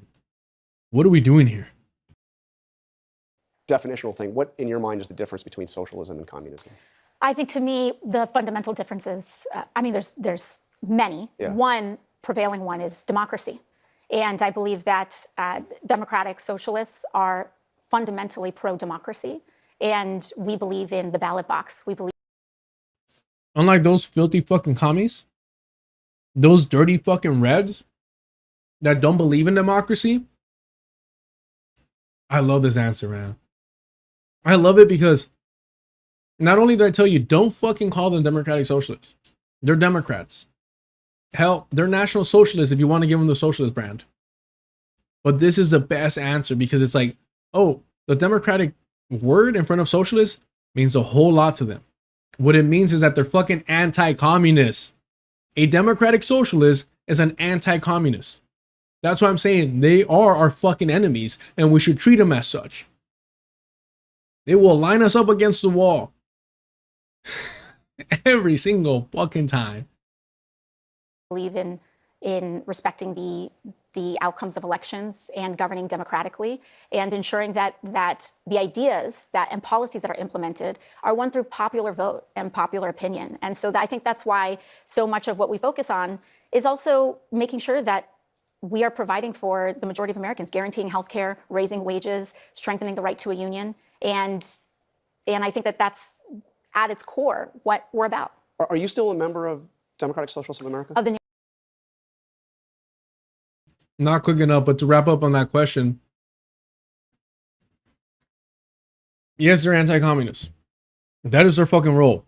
That's why they're within the Democratic Party. They're not actual socialists. And they're fucking, at best, New Deal Democrats. Woo, fuck, man. Yeah, let's rewind the clock on what led us here, and things are definitely going to change. But let's play their fucking little game and say that they're democratic socialists. We know for a fact that the capitalist class will not give up power willingly or peacefully. We know that the ballot box will not be sufficient for any type of change that will actually result in the improvement of the human fucking species and future generations. There's always going to be compromises and limitations placed upon that approach in order to prolong our suffering and make any attempt to succeed and trying to stop the fucking world from engulfing in flames because of global warming impossible. At its core, what we're about. Are you still a member of Democratic Socialists of America? Of the New York City chapter. The New York City chapter, not the national. No. And what's the difference? Fuck, what's the difference? Why is that? What happened there? I want the fucking cheeseman. Hold on. You're telling me that you're cool with the small potato, but you're not cool with the big potato. What seems to be the problem? It seems like you're pretty cool with potatoes in general. What the fuck is the difference? Chat, why did the National, to their credit, we're haters, but we're honest. Why did the National Democratic Socialists stop fucking with Alejandra Ocasio-Cortez for the time being, because they will endorse her for presidency in 2028? Don't get me wrong. Does anyone remember why that is? Because she kept falling in the footsteps of her Zionist fucking elder, Bernard Sanders. That's why. Man. But yes, so the national versus the state, the local ones had a little bit of a split because of her continuous signaling and siding with Zionists.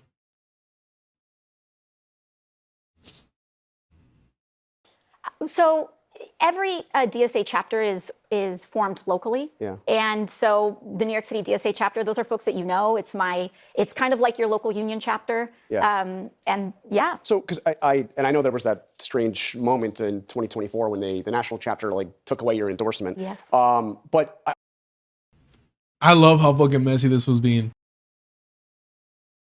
I love that. He's not even making eye contact though, which is kind of embarrassing. Like earlier when he's like, "Oh, I got a question to ask you." Now he's like, "Yeah, they don't fuck with you, homie. They don't. Looks like they don't fuck with you at all." Doesn't even get into why that is. But I gotta the cowardly aspect of it. You gotta appreciate it.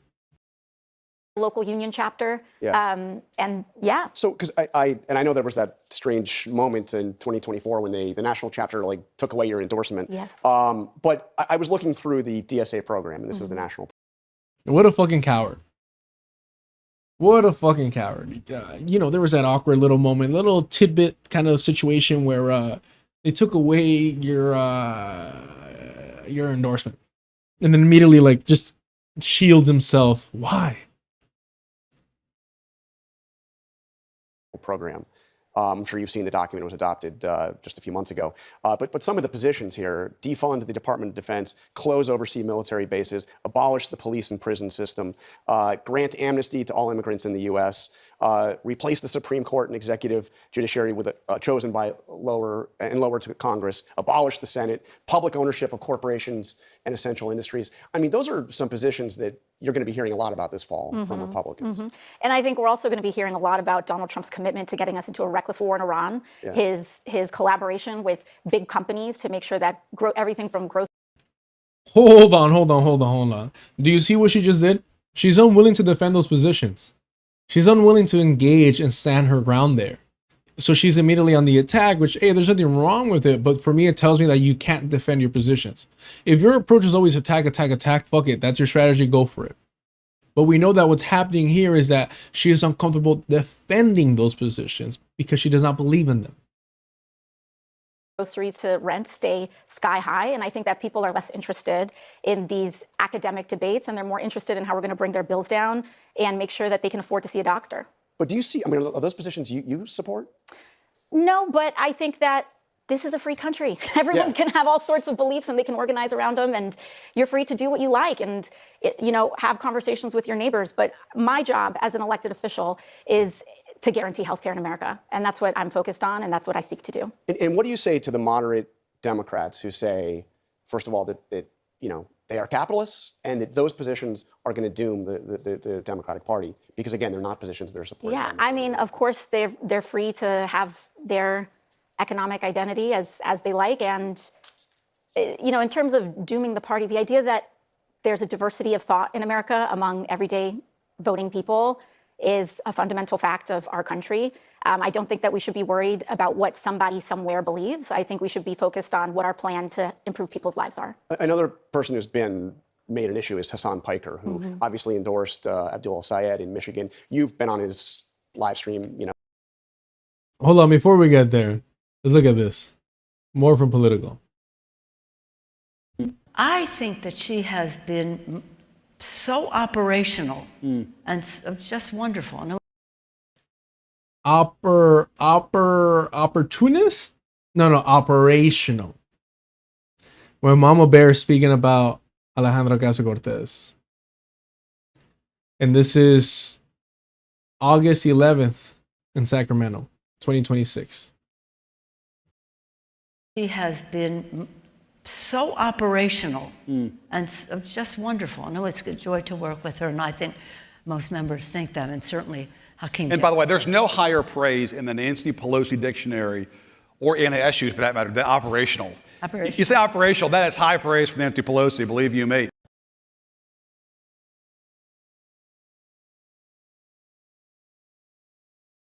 Like a little fucking robot. Like a fucking bot. Operational. You do what you're fucking told.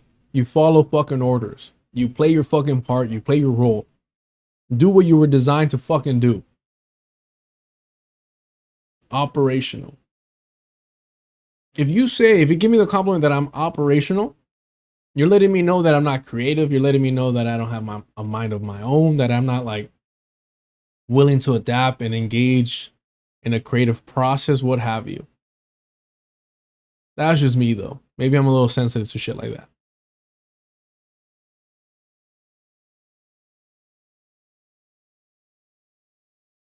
At least a few times. He's somebody who said, that America deserved 9/11. Now he backed off from that. Yes, he's apologized. But he said a lot of controversial things. Is he somebody that should have a role in the progressive movement going forward? I think when we look at our elections that have happened, we have lost young people. Much hay was made about the fact that we lost young men in the last election. And many of the same consultants that are wringing their hands today were the same ones talking about how we need to go on Joe Rogan and we need to be not so willing to engage in cancel culture. And I think that the flip-flopping on this is a tactical debate that they may be having. I think the fact of the matter is that Democrats can go on Joe Rogan, Democrats can go on Fox News, Democrats have a responsibility to build a winning coalition, and young people are engaging in mediums and conversations that we have a responsibility to attend to and be responsive to. And even right now, when we look at this insurgent wave of what is happening, oftentimes when people are doing that Monday morning quarterbacking and what demographics voted where, The big one that's being ignored is the generational tidal wave. Tsunami. You see it in the polling. It is And significant. millennials are not, punk kids anymore. Yeah. We're grown adults with mortgages and kids, and that generation is starting to be decisive at the polls, and there is anger at being ignored, sidelined, having our economic futures mortgaged by the generations that came before us on everything from the economy to climate, and we're taking the reins. So, Okay, what she means by "and we're taking the reins" is that the younger generation is here to make sure that that anger, that frustration doesn't escape the Democratic Party, doesn't escape the two-party system. That's what she's saying. She's recognizing, hey, we've pushed people to a certain limit, to a certain extent, and we need to start providing them the crumbs that they're so dependent on. We need to provide them crumbs to distract them with, crumbs to keep them hopeful that things will get better for their children, crumbs so they could lie to themselves. That's what they see. This younger generation is upset. Younger generation of Democratic politicians are upset and frustrated with the older because they're not adapting to the times. And so what ends up happening is that the DSA plays the role that the Democratic Party plays for the Republican Party, where the Republican Party is stuck in the past. They want to, obviously, they're conservatives. They want to conserve the founding myth of America, white land-owning males, make the rules. The Democratic Party, liberals are like, no, we need to include women, black people, and all, the whole fucking spectrum of everything. We need to include them so that they're invested in the U.S. empire. That's what we want from them. We want to reward them for their devotion. Now, they'll never be equal to the top white Christian of us, but they'll be up there. We'll have a few Obamas. And so they're there, right? But in terms of what they're willing to offer for that buy-in is very limited and for a few select people. What these national socialists and the DSA are offering is saying, no, we need to go back to the New Deal and offer them, cheap housing. We need to offer them free schooling. We need to offer them, cheap, what's the word I'm looking for? Medical services, if not completely free. We need to offer all that to them so that they're further invested, because we've removed that investment incentive so greatly that now they're looking around saying, is it fucking worth it? Should I be giving my devotion, my life to this? Or should I be using my life and my time to resist it and bring this shit to an end? For the sake of my children, for the sake of the next generations, for the sake of the world. That's what they're trying to prevent. We're almost out of time to get to your future. I'm sure you saw the poll in New Hampshire that had you as the leading candidate, leading choice for Democrats. First, are you going to run for president? Look at this tired ass fucking lineup. Some of my coworkers and friends are like, randomly ask me about mixed martial arts, specifically the UFC. And before I could tell you fucking top to bottom a card, from prelims, early prelims to the top main event, and I could tell you like what to expect, which ones you should definitely check out for. Now I don't know when the fights are on. And I'm happy for it. Mind you, I got a lot going on privately, personally, but like even back in the day, if anything was happening, that was my escape, watching some amazing fights. That's gone. I don't care. The product is so watered down. The stars are washed. And so I look at this and it's like kind of like that, like a weak ass fucking card.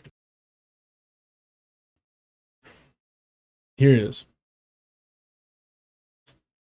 Alejandra Ocasio-Cortez is at 22%.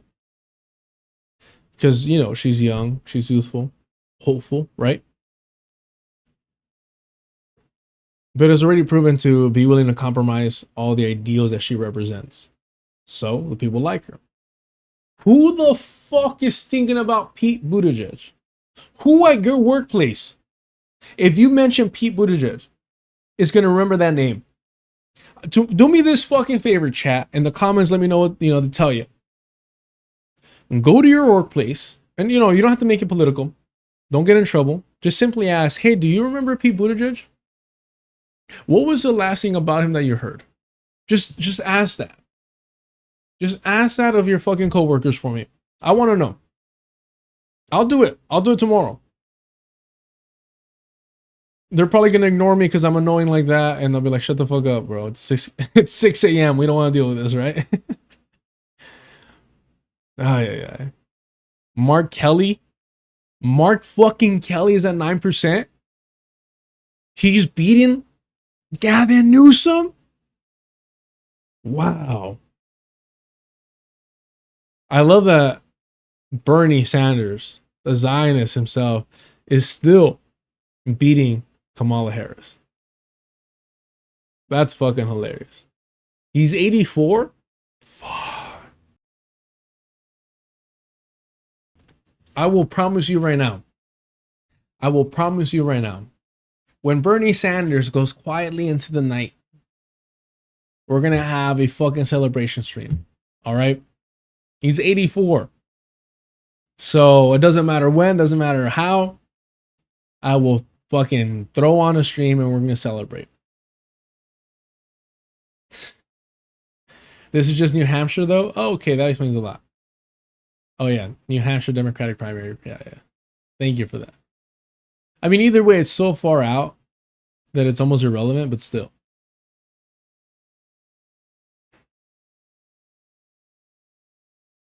All right.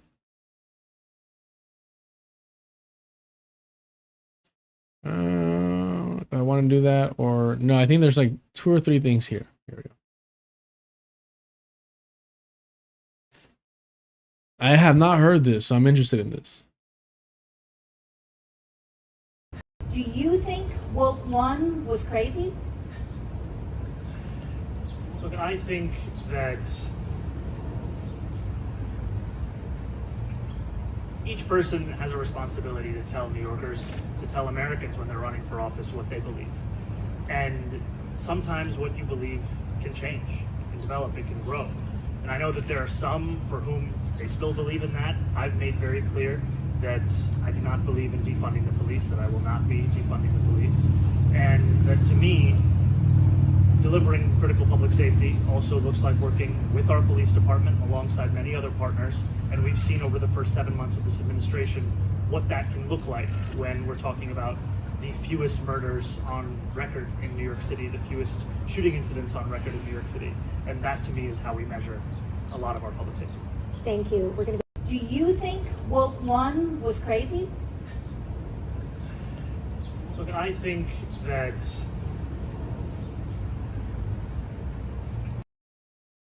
I don't even think that's his typical like wannabe Obama pause.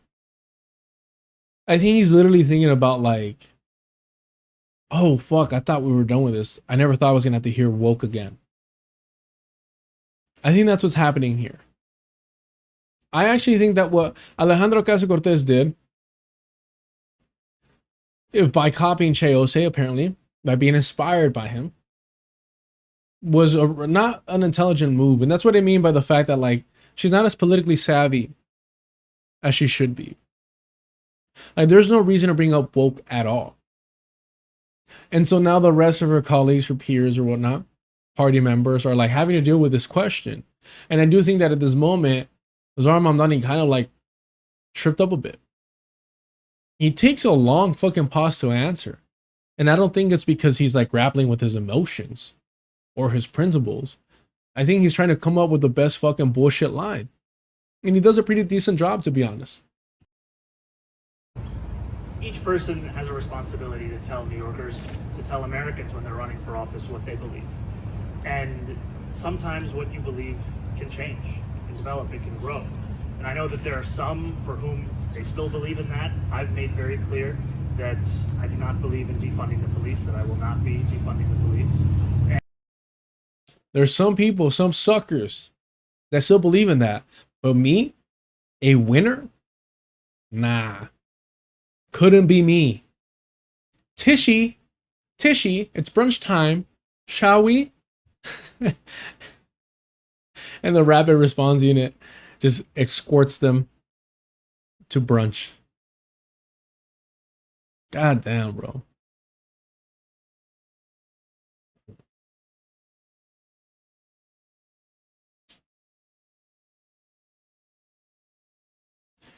Peace, decolonizing it. Peace. But wait, there's more. Again, I said Brianna Drag Race eating well tonight, man. Eating well. The pivot is so unscrupulous. It really takes your breath away.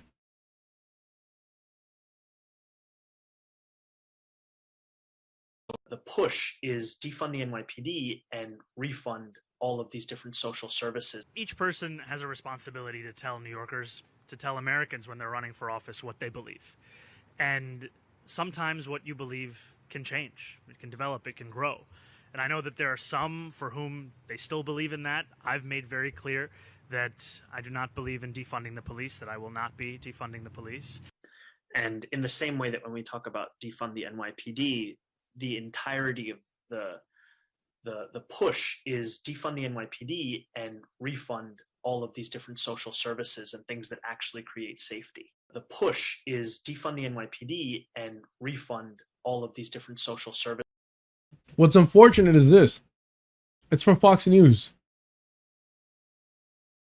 And so obviously you have to like dismiss it. Because what they're saying in the angle and the approach that they're taking, of course, I'm not even going to read this, is that he's lying about his position today, instead of the reality being that he was lying the entire time, that he believes in nothing. Let's read what they say. Zohran Mamdani claims his position on defunding the police has changed, but he's still haunted by his past comments calling to dismantle the NYPD. One of Mamdani's most blunt arguments against law enforcement was in 2021 as a New York State Assembly member, when he said defunding the NYPD was about redirecting police funds towards social services he believed could better address the root causes of public safety concerns. Now Mamdani says candidates should be transparent about what they believe while acknowledging those views can evolve over time. He stresses that he no longer supports defunding the police and will not pursue the policy. Wow, that's actually a lot more generous than I would ever have assumed Fox News would tweet about Mamdani. I'm not gonna lie to you, that's a little unsettling.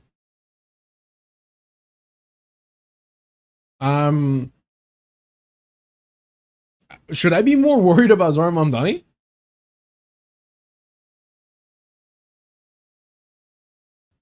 Because this is weird. This is oddly, or is Fox News Twitter known to be kind of like not as aggressively fucking belligerent as their like host? Yeah. The question is how they should get a hold of him. Wow. I think there's a little bit more here. Oh, this. So as you may know, more from Fox News. No, excuse me. Now it's the Daily Wire. As you may know, Alejandra Ocasio-Cortez is single. Just saying. This shit's fucking hilarious. Watch it. White men are inherently evil and racist. I actually have to. We can't play the music. Did she actually say this? Of course she didn't. Oh. Oh. Oh. Oh. Oh. No. Say it ain't so.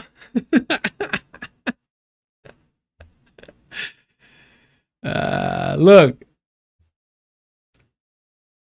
It means nothing, but it is hilarious. And you know, it's unfortunate, but you know, just make sure you tax the rich if you want to find true love.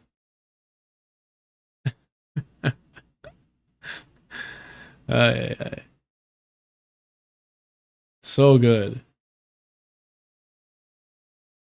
Yeah. Love this shit, man.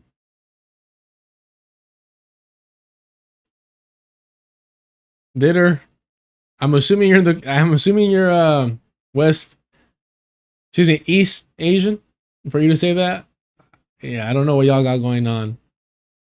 Is Dr. Umar working at the Daily Wire now? Ooh, hold on. Do I have a Dr. Umar Daily Wire impression? Can I pull this off? Hold on. Give me a second. Okay, let's get canceled. All right. All right. I think I got this.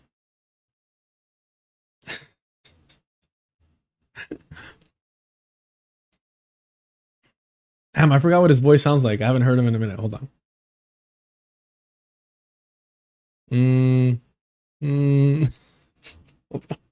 Hold on.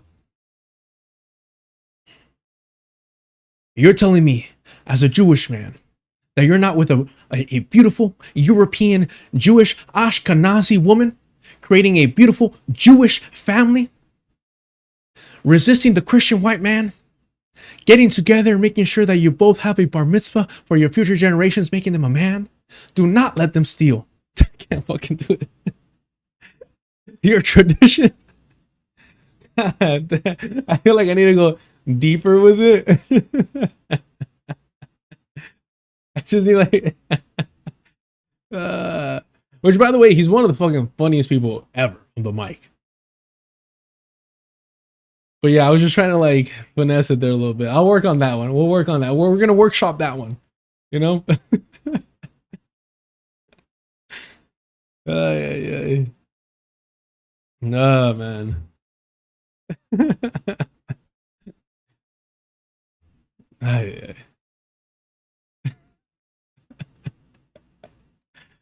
All right. All I'm saying is, to my Latina sisters out there, please, what are we doing? I honestly don't give a fuck. I don't give a fuck about any of this. All right. I don't care. Now, if you're out here claiming to be like brown is beautiful, like all this fucking aslan viva la raza or whatever fucking approach you want to take with it, and you have a white partner, that's cool. But I, unlike everyone else, will not laugh behind your back. I will laugh in your face. And will consistently remind you to shut the fuck up if you start yapping. And this is men, women, doesn't matter.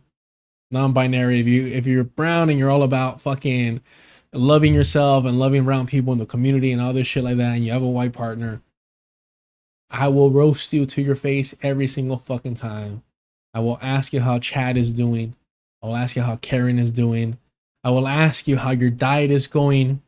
And when you ask me, what diet? I'm not on a diet. I eat normally.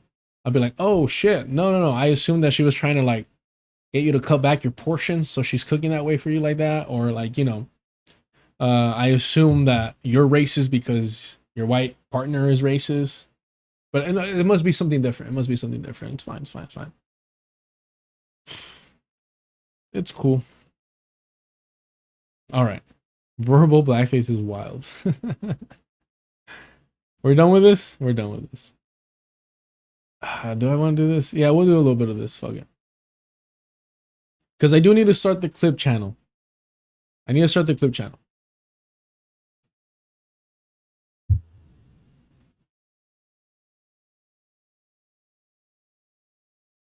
All right. Why is everyone scared of Hasan Piker? I don't know. He blocked me before I could ask him. His incendiary clips about Israel have brought flack from both sides of the aisle. But what he wants, he says, is to make people listen. This is a white man.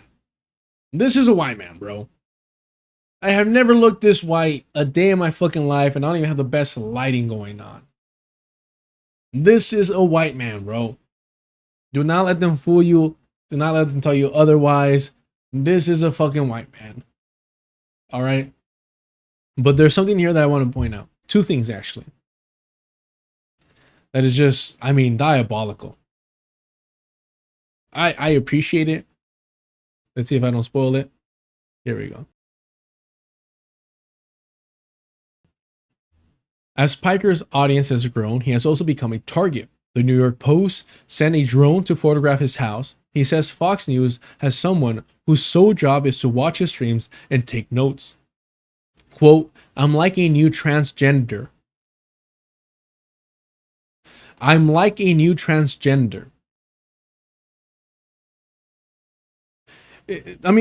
Even saying I'm like a new transgender like just transgender, and not saying like, oh, I'm like, they're treating me like a transgender person, but to say I'm like a new transgender, like he's talking to like a new fucking model of a car, of a vehicle or some shit like that, is like dehumanizing in a weird fucking way. I'm like a new transgender or the war against Christmas, he jokes. He claims to get hundreds of death threats a day and that he's been swatted multiple times. This is so fucking preposterous, bro.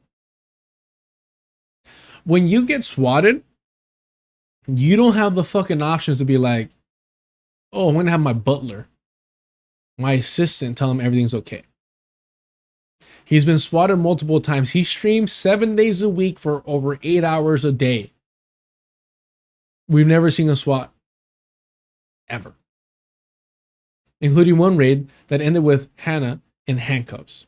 I don't know what the fuck is Hannah. He worries about his safety, especially after the murder of Charlie Kirk. How? He was in the moment, but now he's been celebrating that. So keep the energy. An acquaintance whom he was scheduled to debate just days after he was killed. Quote, I try not to think about it. Hold on. Hasan Piker, was he in Dublin?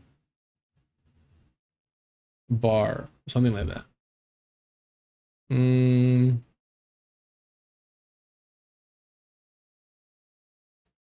Where's that video at? He was in Dublin and he was playing We Are Charlie Kirk at that bar. Where is this at? I think it's gonna be like too vague of a fucking of a video to bring up. Let's see here. Maybe this.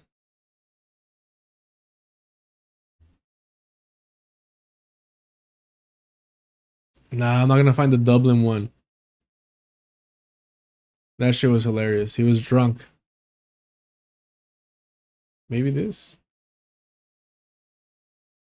We, on the Hasan Abi broadcast, you know what we do? We carry the flame. Okay? That's what we do. Because we here at the Hasan Abi broadcast understand that he stood unshaken.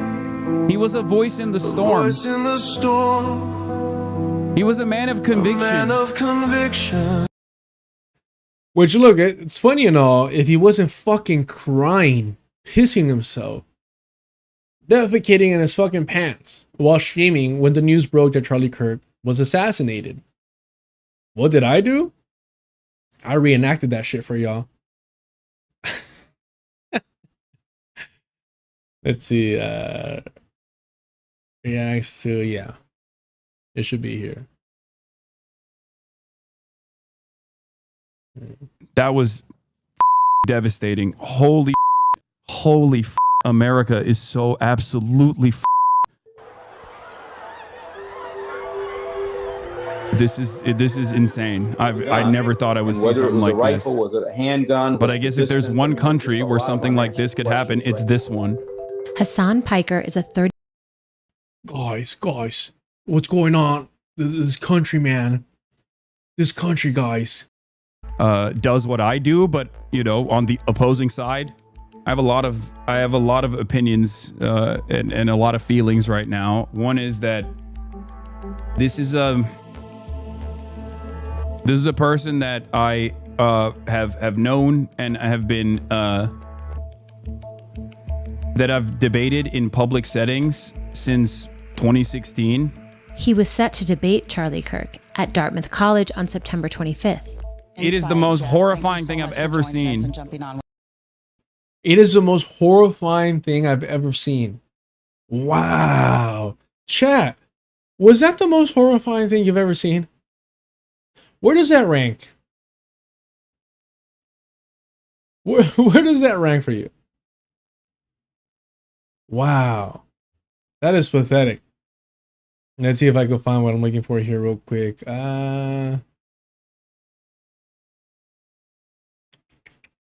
Maybe, maybe not. Oh, yes. Well, you know what this reminds me of? I'll tell you. I'll show you. This right here. Let's play it back a little bit. He was set to debate Charlie Kirk at Dartmouth College on September 25th. It is the most horrifying thing I've ever seen. It is the most horrifying thing I've ever seen. Look at this. Look at this. Look at this shit. Opportunists to the left of me, opportunists to the right of me. Look at this. Hamas's methods are certainly brutal, senseless, and counterproductive. Strategically, they've probably achieved absolutely nothing. Hamas's methods are certainly brutal, senseless, and counterproductive. Strategically, they've probably achieved absolutely nothing. Hamas's methods are certainly brutal, senseless, and counterproductive. Strategically, they've probably achieved absolutely nothing. It doesn't matter, bro. It doesn't fucking matter. These are all opportunists. These are all fucking grifters. These are all fucking white men. Look at this shit, man. Calling Hamas fucking brutal. Calling the assassination of a reactionary Christian white nationalist the most, what, devastating thing? The most horrifying thing he's ever seen. You see why I don't fuck with any of these fools? Do you see why I can't stand all these fucking people? They're all the fucking same. Their sentiments at the end of the day, their allegiance is to fucking whiteness, man. You can't you can't deprogram that. You could take them out of the white environment, they're still white in the inside. It is fucking pathetic, man. It is fucking pathetic. It's the most horrifying thing I've ever seen. Bruh. Let's see. Hold on. Let's see if I can find it.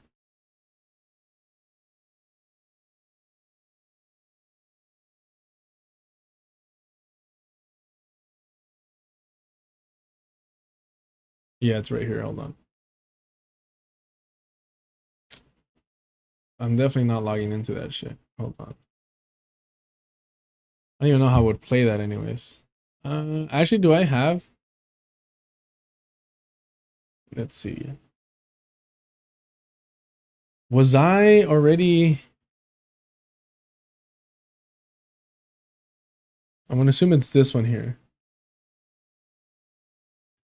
I've been lost.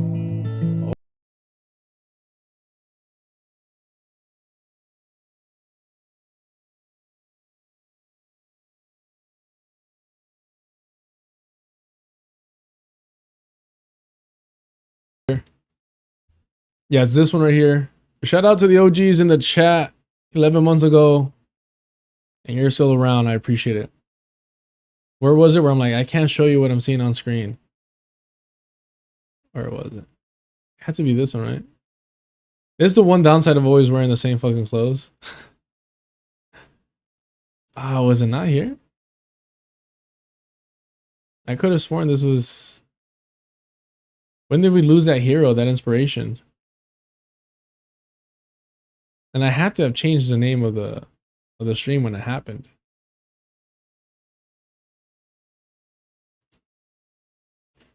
But I know I turned the screen black because I couldn't play any of that shit on the stream, obviously. Damn, it wasn't this one? 11 months ago, what's...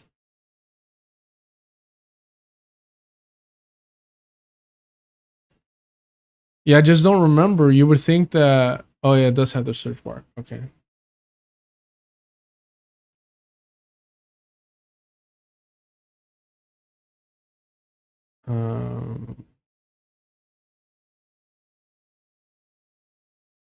It's not this one. We just saw this one. What the fuck? It had to have been that one. Huh. Did I never rename that stream?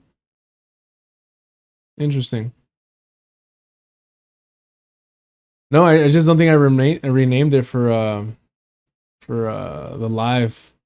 I never renamed shit for the live one. Let's go back. Let's go back. Damn, I think there might be a mosquito in here. Do me a favor, y'all. Help support the channel. I just remembered my iPad broke, so no more thumbnails for like a minute. I'm gonna try and get that fixed. 10 months. All right, we're somewhere around here. Somewhere around here. Charlie Kirk. One of these. It has to be this one, right?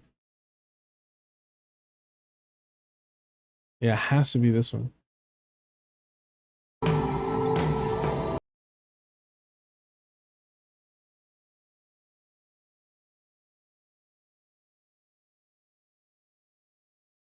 Because I know we found out. Yes, here it is. Here it is. I know we found out midstream.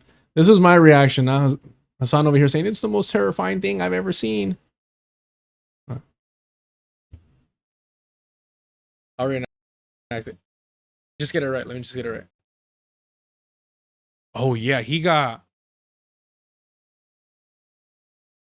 Oh, yeah. This fool got. I'll reenact it. All right. Hold on. Let me stand up a little bit for this. I'll reenact it. Hold on. Where are we? Let me just get it right.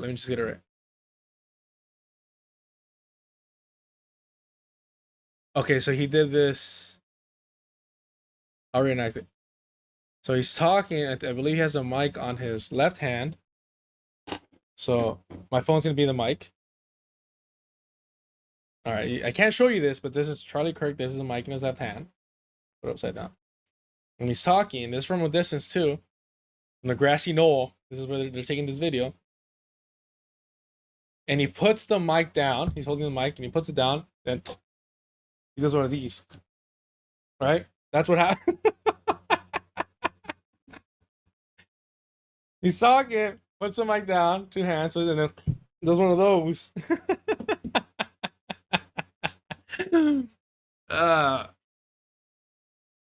Yeah.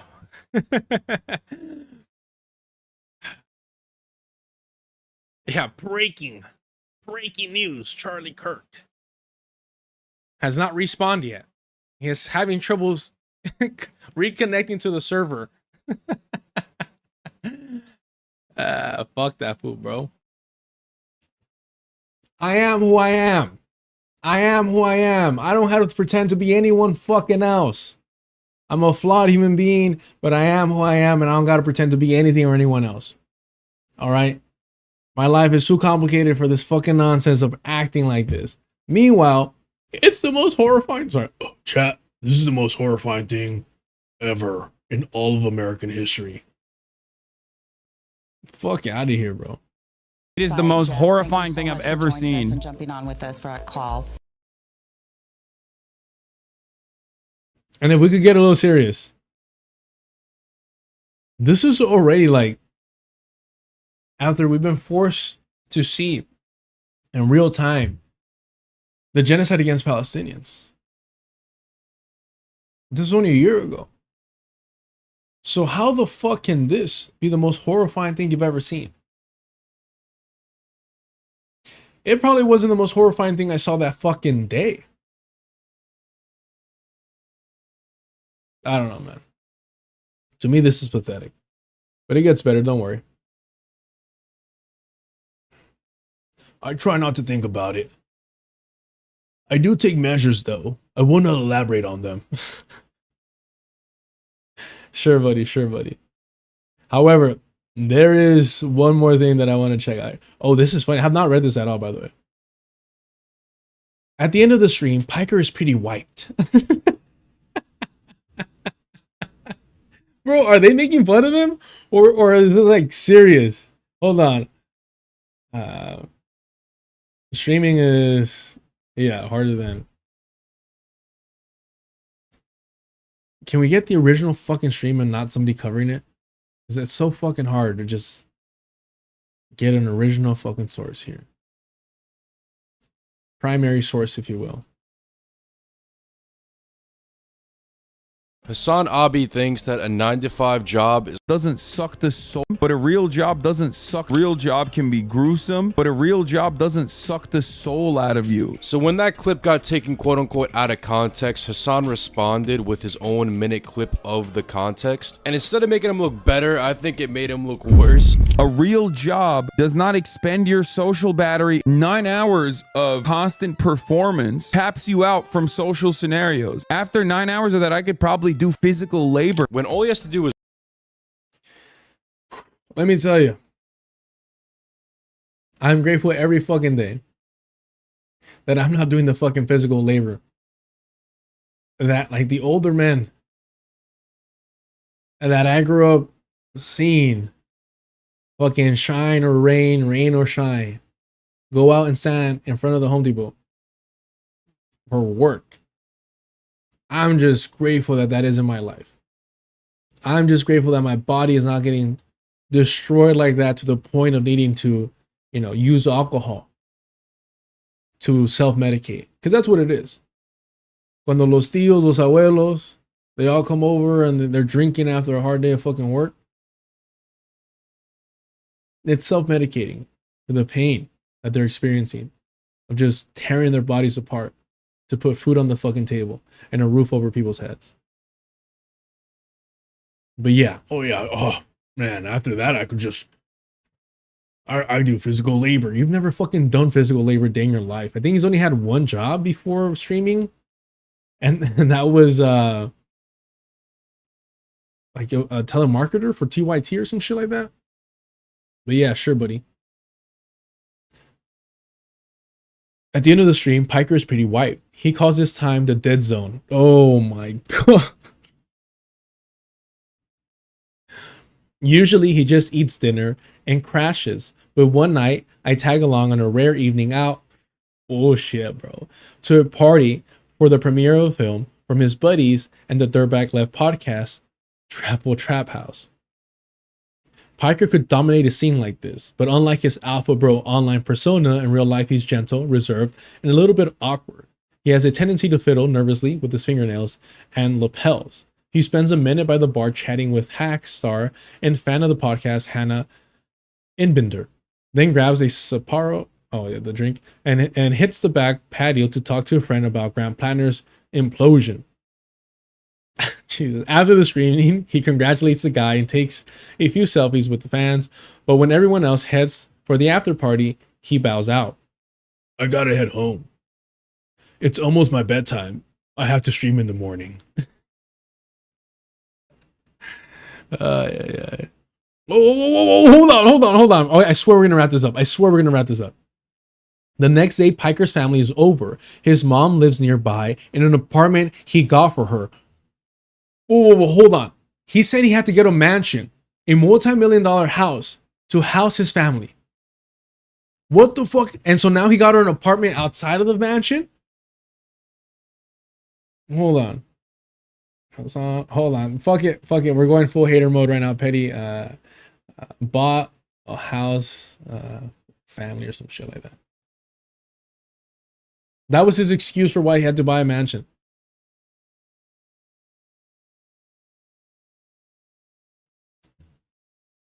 I'm not gonna find it, man.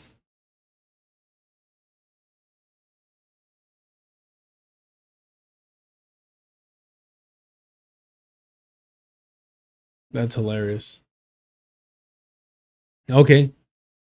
So he got his landlord mom an apartment, and his little brother, Murat, and sister-in-law live close as well. His dad, meanwhile, just flew from Turkey. And they're all going on vacation to an undisclosed island. Holy shit, bro. When Piker walks in, they're having breakfast on the patio, talking over one another in Turkish. It could be a sitcom. Oh, sorry, this is Hannah. They annoy him, but he loves them so much. Oh, he's so relatable. Mind you, this is wild, bro. Because Hasan claims that he can't visit Turkey because he's wanted by the state over there. Because he's been, like, critical of it. Bro, if your family, if your dad, who started a reactionary political party in Turkey, is able to go to Turkey unscathed, unbothered, travel back and forth, they don't want you, dog. They don't fucking want you, bro. You're good. Yeah, I'm not reading any of this shit. This is fucking embarrassing. However, I guess he goes to Jeffrey's Islands with his family. Makes fucking sense for a sex tourist. It's probably where he got it from. But there was another thing here that oh yeah, this part here. Hold on. Here it is.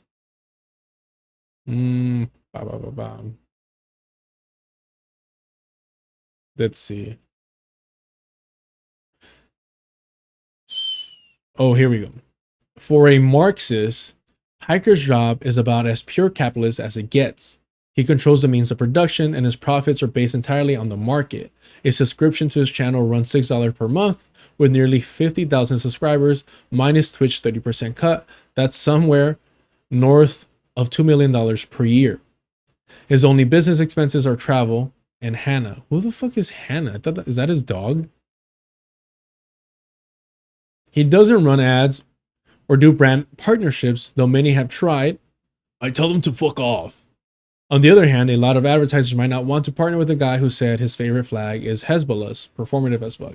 Now, why am I highlighting this? Well, because the author here, Josh Ellis, or Els, calls him a Marxist.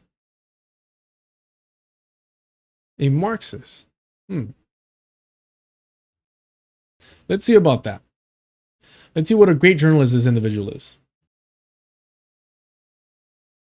Will society be like desirable in the future? Like even if we hit like full automation. Sorry, I don't want to like full on socialist debate you, but like even if we hit full automation, like would it even be desirable for us to get rid of that? Like because we still want a state to like limit people from committing crimes, right? Oh yeah, no, for sure. I'm not a communist, so I think that I'm not a communist, so I think that I'm not a communist. So he's a Marxist, but he's not a communist. Now listen, I'm just some first generation working class brown man. What the fuck do I know? But I always assume that if you're a Marxist, then you're a communist. But you see what I'm saying? Words mean fucking nothing now. Maybe they've never meant anything to begin with. But this whole just his ability to just pick and choose how he wants to describe himself at what point in time, depending on the audience, is one of the key characteristics of a opportunist. And that's what Hasan Piker is. He's a filthy fucking opportunist that is not consistent about anything. And I'll tell you, like this whole like debate or battle that he had with Ethan Klein, the whole content nuke nonsense, it's hilarious because, and we've been through this before. The reality is that, let's see,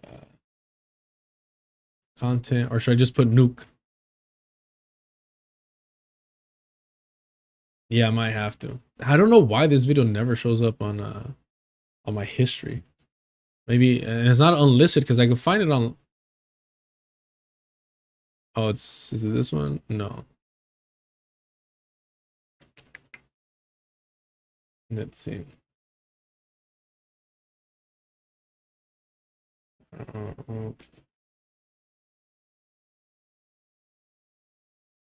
It's one of these here.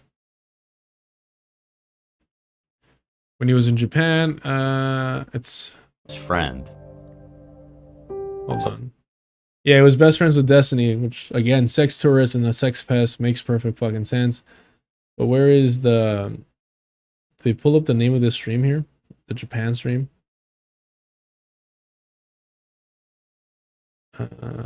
It's right here in the corner, but you can't Constantly win. Yeah, that's unfortunate. Can never find that one. Let's see. Because this is where he says that he's oh yeah, here it is. Kind of borderline teetering on what would most people say is socialism, my guy. Like, wait, what? Let me tell you something about myself then. Yeah, I don't give a shit. Yeah, I don't think that the capitalist organization of the economy is adequate. We don't need to have that conversation. But yes, no, it's no way you believe in that. Hey, socialism is not a poverty cult. You don't. Socialism is not a poverty cult. You don't have to be poor to be socialist, even though you can still advocate for those who are less fortunate than you. The question that is on everyone's minds is like, there's two things here. There's two outcomes of this. Either you are the dumbest person on the planet and just like, whenever I described my political worldview, it just like went in from one ear and out the other. No bus stop in there. Okay. No pit stops in there whatsoever. It was just like information coming in and out. Okay. Nothing in there. An empty hallway. All right. And you're like, I thought you were like a, kind of progressive, vote blue no matter who type Democrat. Kind of progressive. And you voted for Kamala Harris. So that is essentially voting blue no matter who. What is going on? And if that's the case, then you have no business doing political commentary. Because what the fuck are you saying? Like, what do you mean? Then you're just like ill-equipped to have this conversation. You've openly demonstrated that. I consider myself a liberal, but in the American political lexicon, I guess like I'm super liberal. That's a socialist calling themselves a super liberal. And then being angry that you didn't know what his position was. what they that's what Americans think liberalism is. Like the more left you are, the more liberal you are, even though there is a genuine distinction between a leftist and a liberal. But a leftist and a liberal, what the fuck is a leftist? Notice how he has not said I'm a socialist at all. Yeah, I'm a progressive, I guess. That's the catch-all. I'm a progressive, that's a catch-all term. I like progressive. Yeah. Who wouldn't want to be progressive? It's in the name. They each said it once. He says, yeah, I'm a progressive, catch-all term. Ethan Klein, a Zionist, says, who wouldn't want to be a progressive? Gila Klein, an IOF veteran, excuse me. Same thing. Oh, I don't know. We're progressing. Yeah, well, that's why like early stage classical liberals who like wanted to rebrand, like Dave Rubin, for example, who now are very openly on the right and like everyone knows it. They originally tried to say like they're the real progressives, and that the people who brand themselves as progressives, people like myself, people who brand themselves as progressives, people like myself. Wow. Yeah, but there's nothing in here if you don't know that his political position. It's not because he's a fucking slimy ass rat like that, for sure. They were actually regressive. George Soros and Google.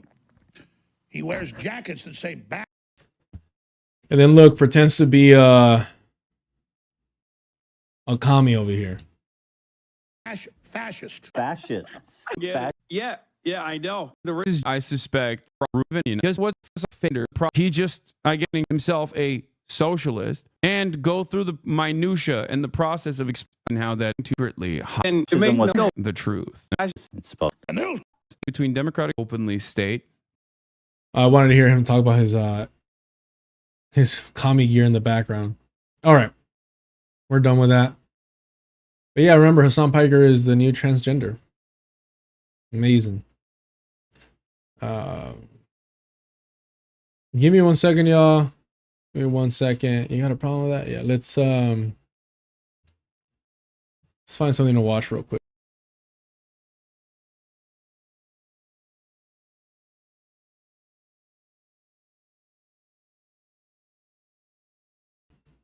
What do I leave y'all with?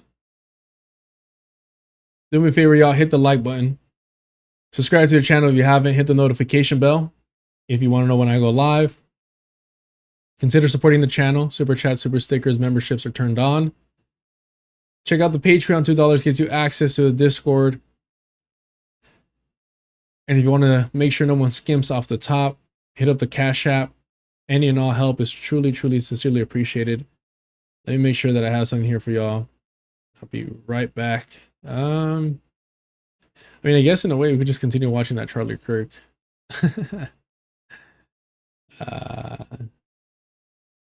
Yeah, let's just watch that. Why not?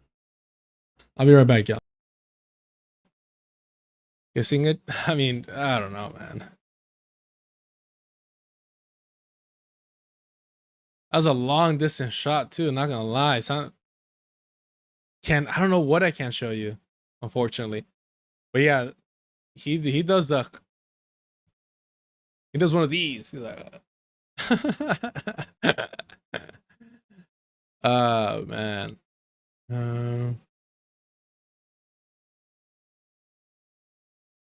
Did he make it though? Let's see.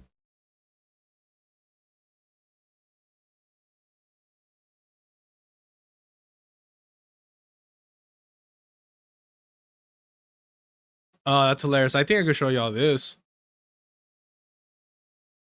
Oh, well, hold on. This one. There's no, for the YouTube mods, YouTube, whatever. There's no blood in this. This is just a photo. But yeah, prove me wrong. He was proven wrong.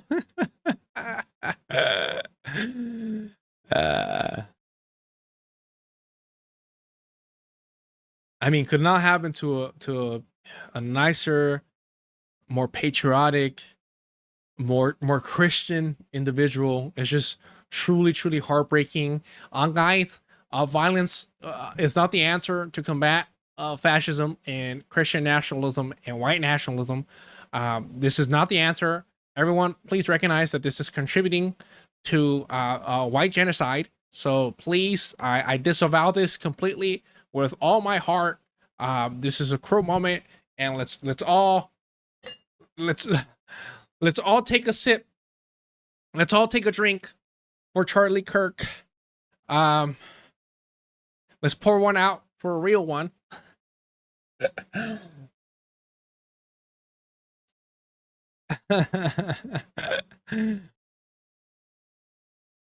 Did he survive though? Let me just real quick again.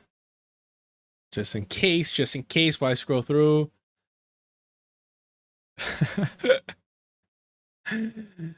This is fucking hilarious.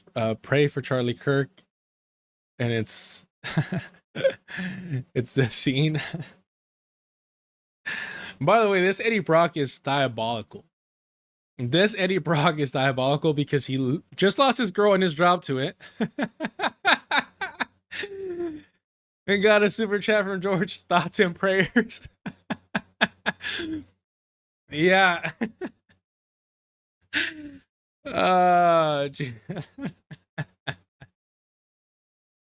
Thank you for the super chat supporting the channel.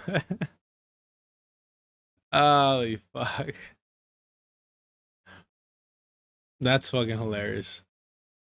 Thank you. Yeah, the Eddie Brock prayer is what we're all doing. Ah, man. I will say though, the fallout of this is gonna be something. It's gonna be something, bro. Are there other angles? This is horrific.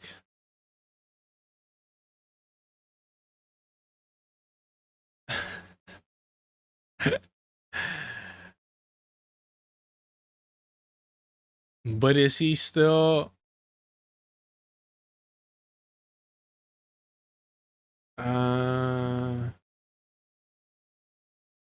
reports say he was hit near the neck. His condition is unknown. Man.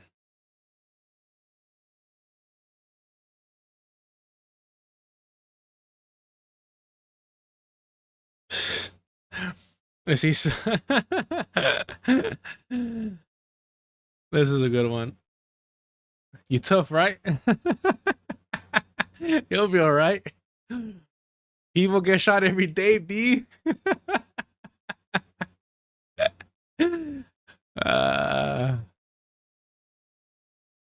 Oh shit. Okay, I cannot show you this one. This one's super up close. This fool is leaking. I can't show you this one. No, I really can't show you all this one. This fool leaks. Nah, bro. There's. Yo. Yeah, no, that was a hard target for him to hit because that's a large yet deceivingly small target at the same time. And to be clear, fuck this fool because this is. All right, this is before. I'm going to show you something. I'm going to show you something, but this is before, and I cannot click on this or else I'll probably get banned. But just, this is right before it happens. This is how up close he's skiing. It's a fucking, it's a, they hit the well. But keep in mind, you see this right here? It's a Thunderbolt. Arguably multiple Thunderbolts in there, but with the American logo right above it, the Thunderbolt. Again, I cannot show you this. Yeah, this one's pretty fucking gnarly, not gonna lie. I'll watch it again. Oh, and he was just talking about gang violence. He was just talking about gang violence, bro. He was just talking. He was just talking about gang violence. I'm assuming he was being anti-black. You know what I mean? It's his go-to. It's one of his fucking 3 fucking repetitive talking points. That is fucking. Look, if you're new here, if you're sick and tired of all these fucking white rat-lip streamers who are gonna fucking shed tears for Charlie Kirk, we're gonna tell you that violence is not the answer. Well, they're fucking hunting down my fucking people that look just like you and me. Get the fuck out of here, all right? We dance on the grave of our enemies around here.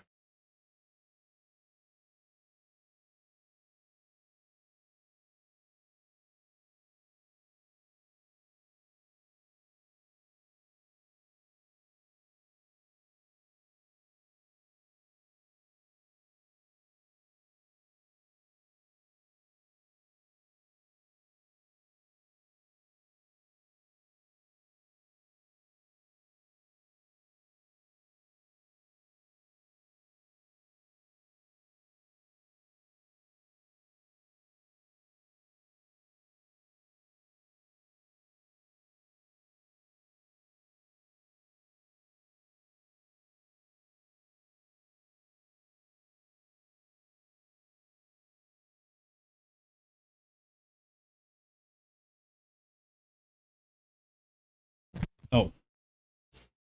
Sorry about that. All I said was, y'all know how I reacted to Charlie Kirk getting got? You just saw how Hasan Piker reacted, calling it the most horrific things he's ever seen. The same way that y'all know how I reacted to October 7th, called it beautiful. And y'all know how Georgie reacted, calling Hamas brutal. I'm just me. I can't be anyone else, and I refuse to be anyone else. I'm just sincere, and I hope y'all vibe with it. Hope y'all fucking rock with it. And I just wanted to say, I sincerely appreciate those of you people hitting up the Cash App. I just saw it. And I'll be blunt and honest and say, you know, I was nervous about leaving work early to try and like get the stream going, you know, a little bit earlier to make sure that, you know, my East Coast people, which, you know, a good amount of you, shout out to Dr. Ball and Black Liberation Media and Renee and everyone out there, because I feel like that's, you know, a big like contingency of y'all are because of the East Coast, you know, streamers out there. And well, I wouldn't call them streamers, but you know what I mean. You know what I mean. Organizers that stream, educators that stream. And so thank y'all for hitting up the Cash App, because I was like, all right, cool. Like that's covered there. I appreciate that. All right. Popcorn player every time. Yeah, I know. I forget. Yeah. I mute both just in case when I step away. Finally, some East Coast respect. Look. I'm always gonna joke around. But no, sincerely, in my mind, I kept thinking about it. This isn't something that I take lightly. And I kept thinking about like, yeah, like out there for y'all, 5 p.m. over here is 8 p.m. That is late. Especially if you're old like me, that's late. Or if you work, you know, early hours like I do, that's late. So I was like, if I could like dip 2 hours early miss traffic and get here for a 3 p.m. stream, that's 6 p.m. over there. I think that's reasonable. So that's where my mind was at. But again, right now things are a little bit different. So I'm like trying to be financially, through chat with all that. So again, appreciate the cash app, appreciate all the support. Thank y'all so much. Let's get to this. We got like an hour. We could knock this out. I promise you. We're gonna skip all this because he's just the absolute worst, man. Just the absolute worst. We're skipping all this shit right here. All right. Actually, I don't want to listen to this either. We'll start maybe here.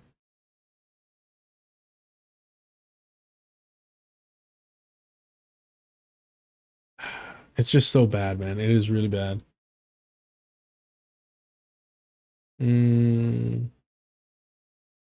Yeah, fine. In 2015, forgive me because this is brutal. You release Between the World and Me, and I'm going to say this. You don't have to say this. I think you became a rock star in intellectual circles. Again, this is me saying it. I'll take it. Okay. I'm sorry, but how would Hasan Minhaj know that within intellectual circles, Ta-Nehisi Coates became a rock star? How would he know that? Are we to believe that a comic, Daily Show outcast is hanging around intellectual circles? Are we to believe that? Come on now. But people, and specifically people in liberal circles, loved you for your moral clarity. Fast forward approximately 9 years, in 2024, you write the book, The Message.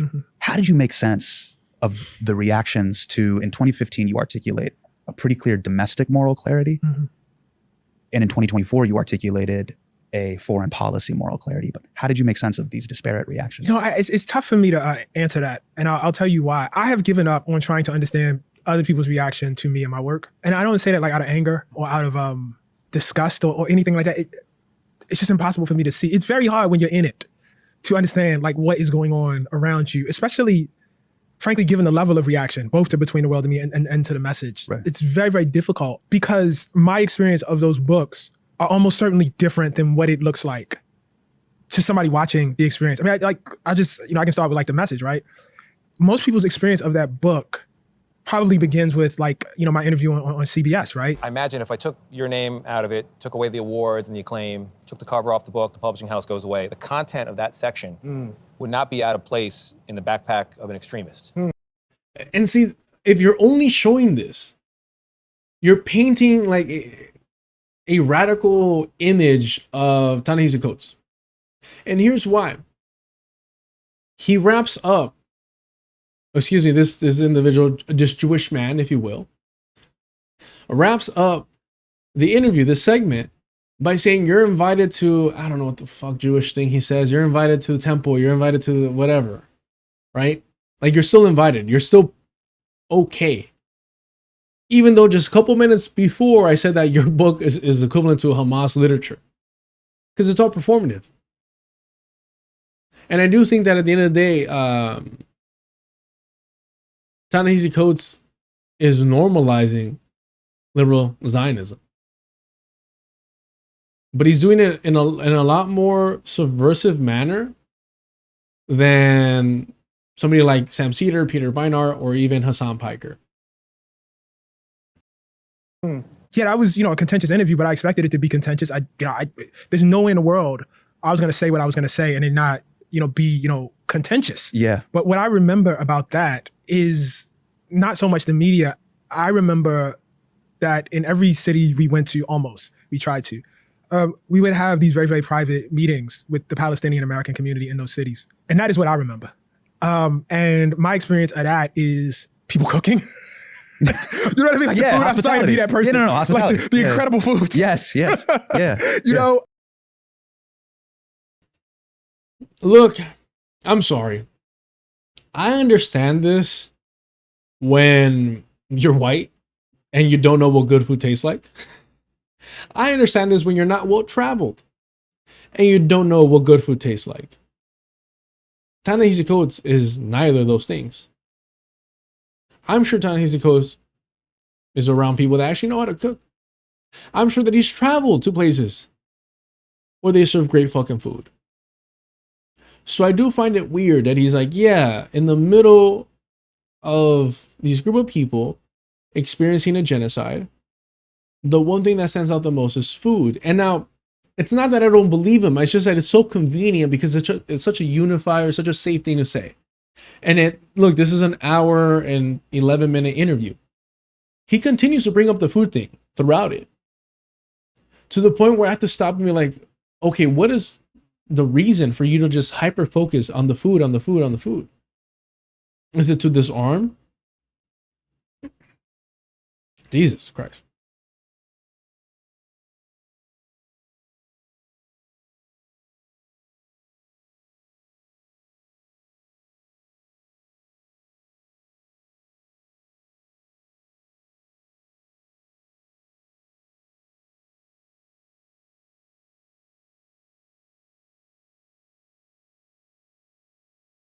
I don't even know what that was. That was wild. So yeah, it's just unsettling when somebody continues, especially an intellectual rock star of this magnitude. It's just weird that he continues to go back. Sorry. And Dan It'll says, you know, about Thanksgiving, I'm a chef. Yeah, it's definitely that energy where I'm like, what are you trying to say? What are you trying to get at? But all right. Ta-Nehisi Coates might be the next Anthony Bourdain. That's all I'm saying. God, there is this upside down chicken dish that Palestinians do with the rice, and I know the name of it, but I don't want to mispronounce it, so I'm not going to say it. You know, but like that's my memory. Like my people, and like having these deep conversations because Gaza is happening. You know, and being in these intimate spaces that people welcome me into. Yes. And so like when I think about the message, and I think about like the reception.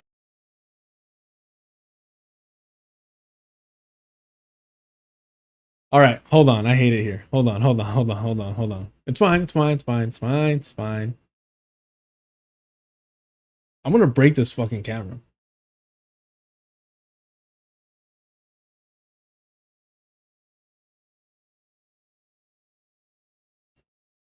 All right. This is a great, okay, look. What I will say about Ta-Nehisi Coates, he could have played an amazing Jim Halper. Ta-Nehisi Coates could have played an amazing Jim Halper. Like, he just would have been great in that role.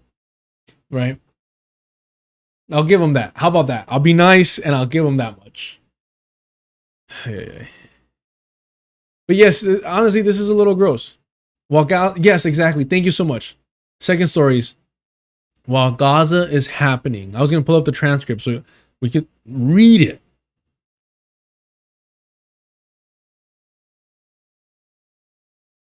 Where is it? I don't want to mispronounce it, so I'm not going to say it, you know, but like, that's my memory. Like people and like having these deep conversations because Gaza is happening, you know, and being in these intimate spaces that people welcome me into. Yes. While Gaza is happening is just frightening dystopian language. Like I have this incredible warmth. Like I actually don't have a contentious memory of it, which is weird. What you're describing is the warmth that you feel from people. Yes. Outside of this kind of like, oh my God, media kind of whirlwind that's happening. Yeah, like you have to understand, like there's a thing that happens at distance that people see, right? Yes. But then there's like your everyday experience. Right. And my everyday experience was one of tremendous, overwhelming gratitude for that book. Like that's what I think about. I know the fights happened, right? And I know the reviews happened. Yeah. But like me, in terms of what I saw and what I felt, was a lot of, oh my God, thank you. Can I tell you what many people in the Muslim community specifically felt? Yeah, please. We were talking off camera about this. My father was born 1950, but he very much is a byproduct of what happened in the world post 1948. Right. One of the things my dad has told me repeatedly, and when he read your book, is he just couldn't believe, number one, that you cared, and number two, that someone as prominent as you, the Ta-Nehisi Coates, right, is basically taking this, what was normally almost like a fringe issue that is talked about inside of mosques across America and the world. And you made it a top 40 mainstream record. Do you understand what I'm saying? I do. You made it a top 40 hit record. I remember watching Homecoming King, which is Hasan Minhaj's first Netflix special, and actually being like pleasantly surprised, and I enjoyed it. However, he was using a monitor, so he had a prop. So, you know, in my mind, it wasn't a straight up comedy set. It was a comedy performance. If you know what I'm like, I don't know. Anyway, but his actual sense of humor in his comedy is very much of like pop culture. Like, it's just everything's pop culture, and it's just very obnoxious because it's like, if he were white, this would be unbearable. Like, everyone would agree that it's unbearable. But because he's not white and he's brown and he's Muslim, everybody's like, oh, what? This brown Muslim guy is just like an average white dude? Isn't that crazy? No, it isn't. No, it isn't. This is where the whole class dynamic shit comes in. But yeah. All right. It's just shallow as fuck, bro. That you centered this conversation that was for the longest time basically relegated to the fringes and the corners of masjids across the country, essentially. Yeah, I mean, and that outpouring of love was an articulation of, so you saw this. I'm sorry. The message came out well into, or at the very least, post October 7th. The message by Ta-Nehisi Coates came out after October 7th. How the fuck did Ta-Nehisi Coates make this mainstream? I would wager that less than 1%, of people who were exposed to the plight of Palestinians, to their colonization, because of October 7th, right, read Ta-Nehisi Coates' book.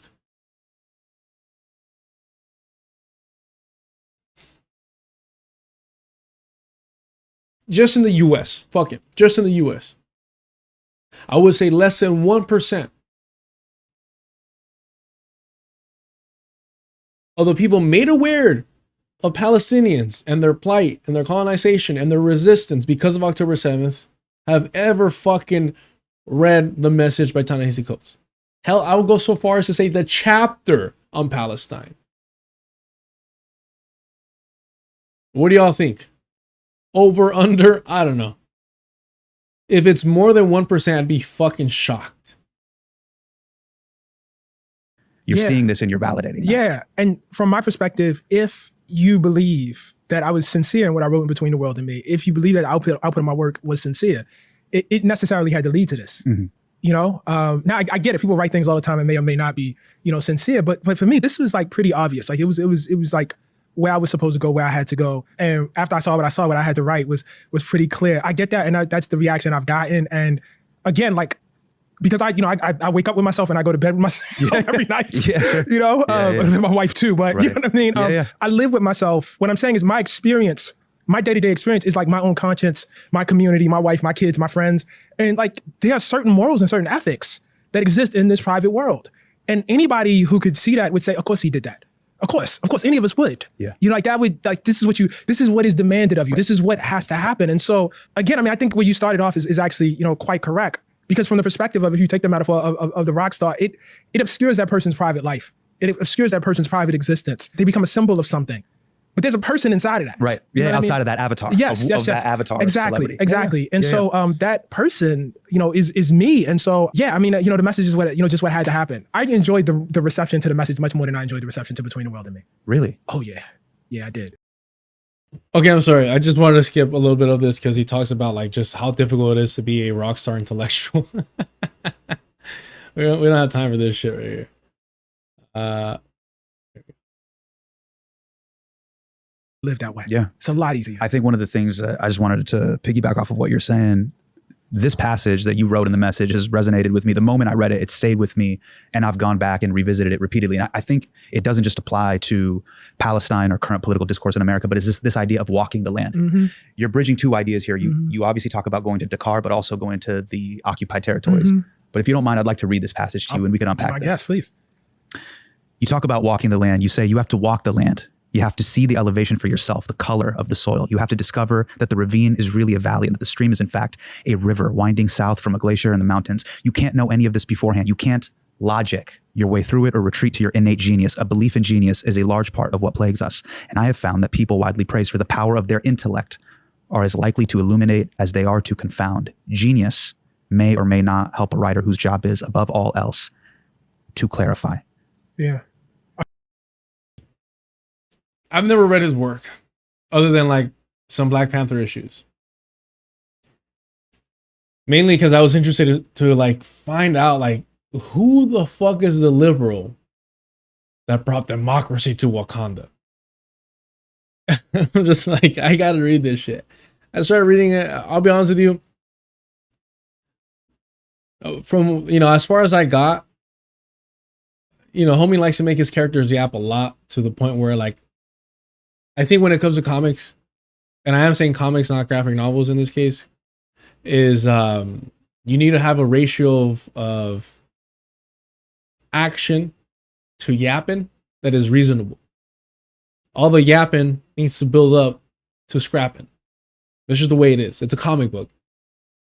So, with that in mind, I haven't read any of his work. That passage there, though, it's nonsense. You have to walk this land. I have to go to Palestine in order to realize, like, oh wow, these are human beings. These are people. Yes, they should have their land back. No. Or maybe I'm misunderstanding it. This whole idea of like, oh, you're, even if you're a genius, it might be difficult for you to really be able to articulate or to be able to even grasp, this is beyond intellect. This is a human thing, right? It's about a spirit. It's just, bro, like, let me reread this shit. It is preposterous. I'm sorry.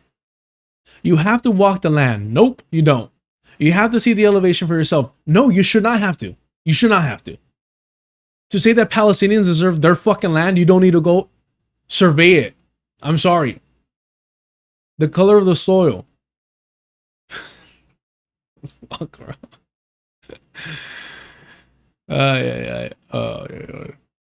You have to discover that the ravine is really a valley and that the stream is in fact a river winding south from a glacier in the mountains. I mean, is this a fucking commercial for like Fiji water? I don't know what the fuck to tell you. This sounds more like a fucking tourism brochure. But all right.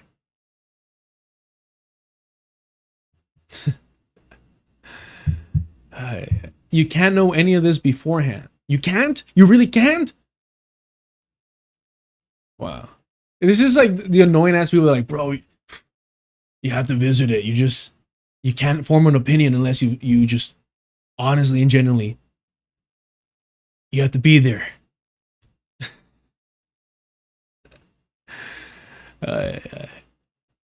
You can't logic your way through it or retreat to your innate genius. God. A belief in genius is a large part of what plagues us, and I have found that people widely praised for the power of their intellect are less likely to illuminate as they are to confound. I don't know, something about brevity. Something about like, if you can't explain something simply, if you can't explain something simply or in a simple manner, then you don't understand it well enough. But sure, talk about the rivers and all this shit. Fine. I found that out the hard way.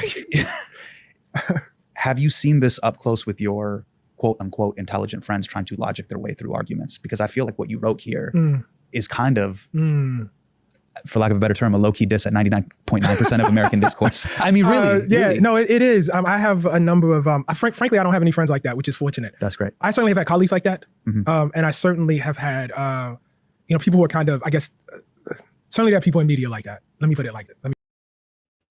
You're like that. Hold on, am I tripping up? You are like that, though. You don't call for Palestinian liberation.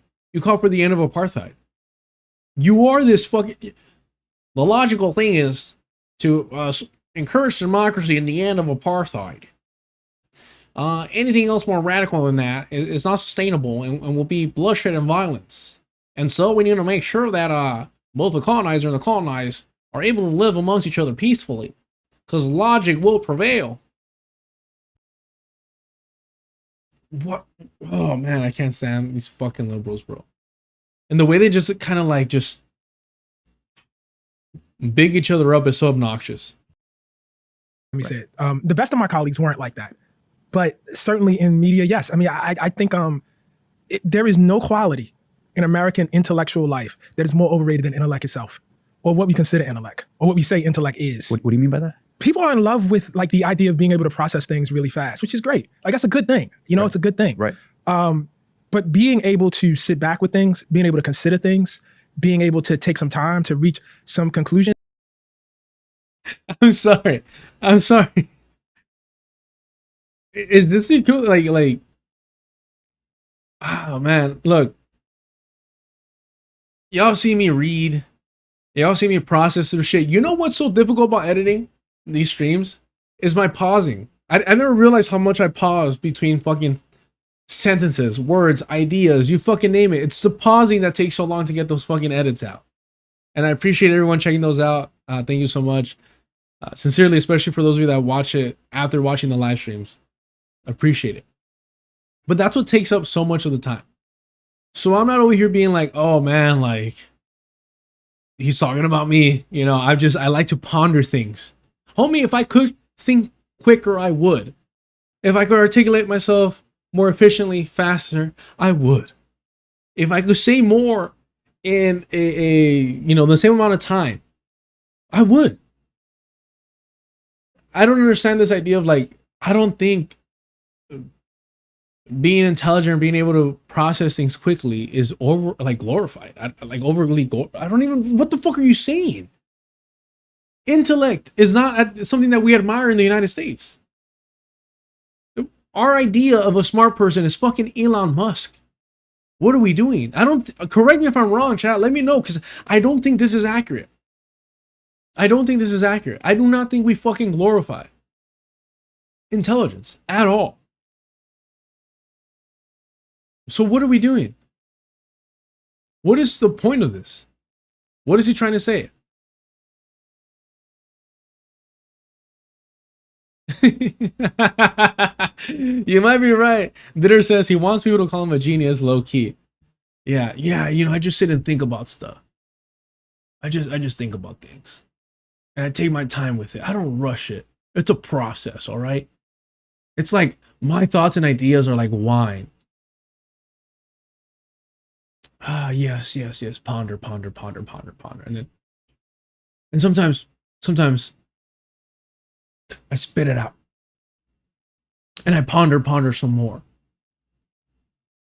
Yeah, homie, like sometimes you need to think on shit. I don't know. Maybe I'm picking over here. Maybe I'm being a little nitpicky. I don't know. You sit back with things, being able to consider things, being able to take some time to reach some conclusions. I think we overrate intellect and we underrate wisdom. Why do people confuse intellect with wisdom? I don't. Oh my God, bro. Okay. You know how I told you all that I hate when you ask people how they're doing and they're like, I'm doing well. I hate this whole wisdom versus intellect thing. I hate the wisdom versus intellect thing. Like, bro, if we're talking about shit being overrated, wisdom is overrated. Do you know why wisdom's overrated?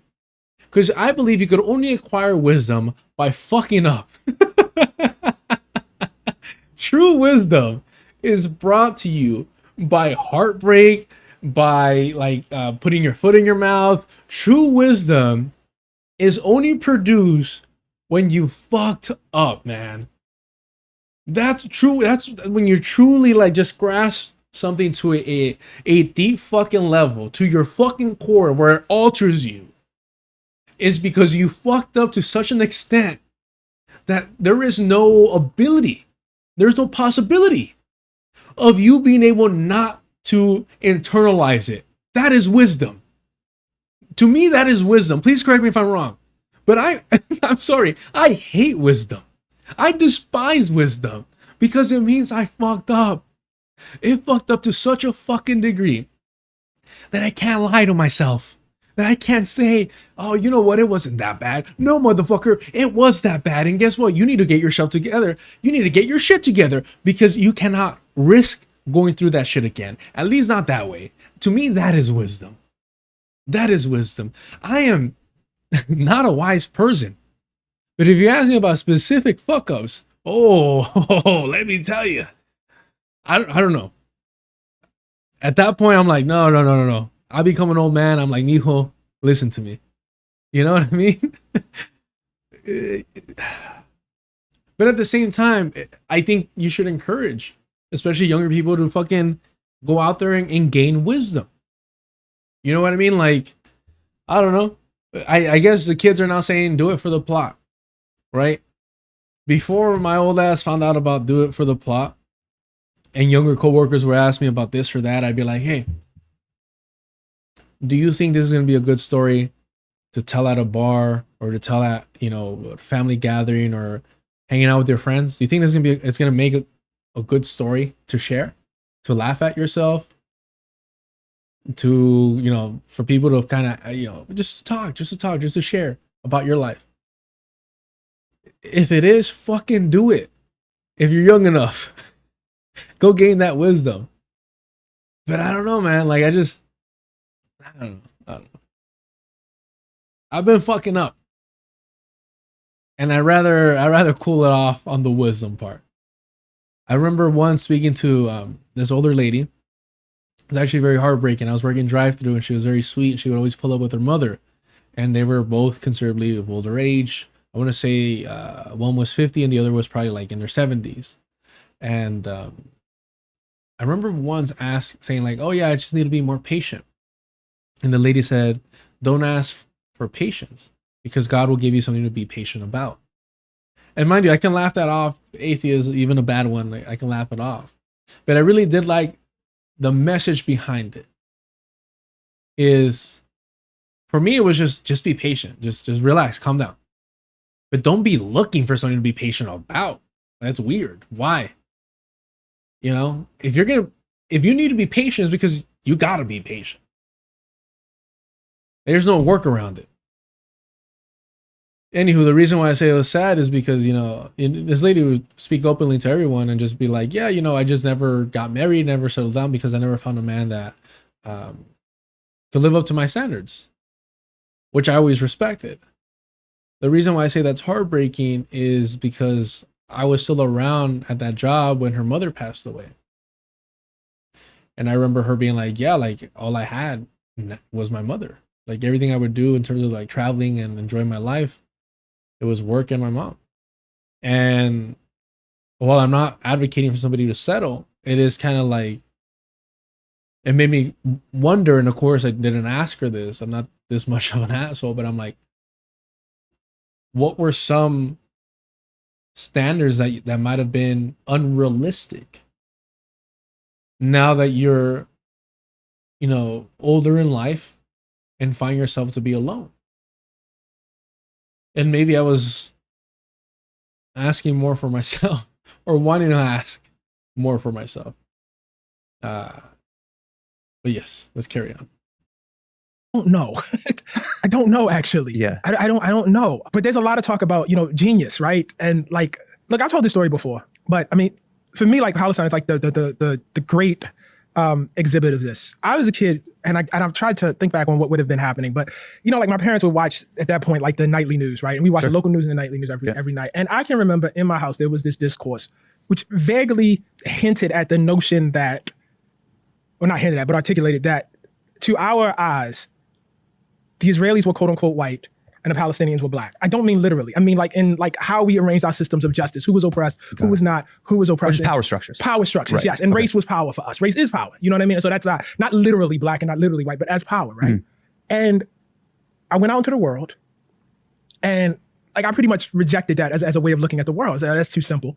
You know what I mean? That's not, you know what I mean? That's not sophisticated. The You know world, what I the mean? world is a complex place. The world's a complex place. It's a complicated. Yes, issue, and I grew up around people who, you know, like myself, were not particularly well traveled. Yeah. You know what I mean? Had not, you know, seen, you know, much of the world. And what I found was that in fact they were well traveled actually, which is to say they had, you know, faced a complexity of humanity that people who quote unquote were more well traveled, who were more intellectual, you know, as we recognize it in standard forms, who were smarter as we recognize them in standard forms, but like their intellect was ultimately a cover for really, really awful things.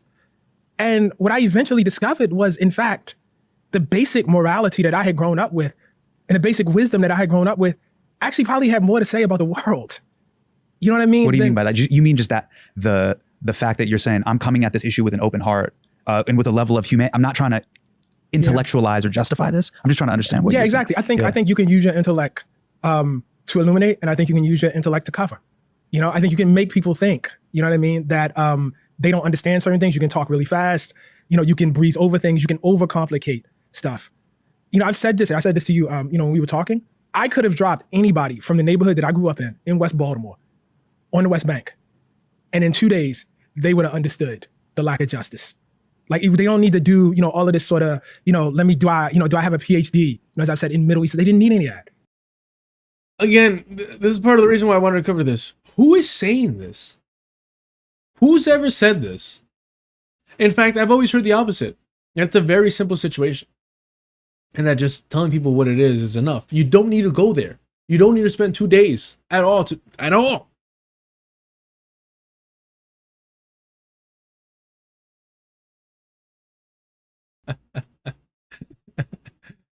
Aye. Hold on. All right, yeah, we'll keep watching this. All right, fine. They didn't need any of that. I mean, you've talked about this many times before, but this idea of, and I hear it in both media circles, but academic circles, quote, it's complicated. But you've said this, you've hit it with that punchline. I mean, look, there are aspects that are complicated, but not the aspects that they tell you are complicated. Okay. You know, like the basic morality of it is not complicated and rarely is. What you do is often complicated. But the basic morality of what is right and what is wrong, no, I don't think is, you know, I have found it rarely to be complicated. Solutions are, you know what I mean? And I don't, you know what I mean? I don't mean to reduce that. But is it right to do X, Y, and Z or not? I don't find that to be particularly.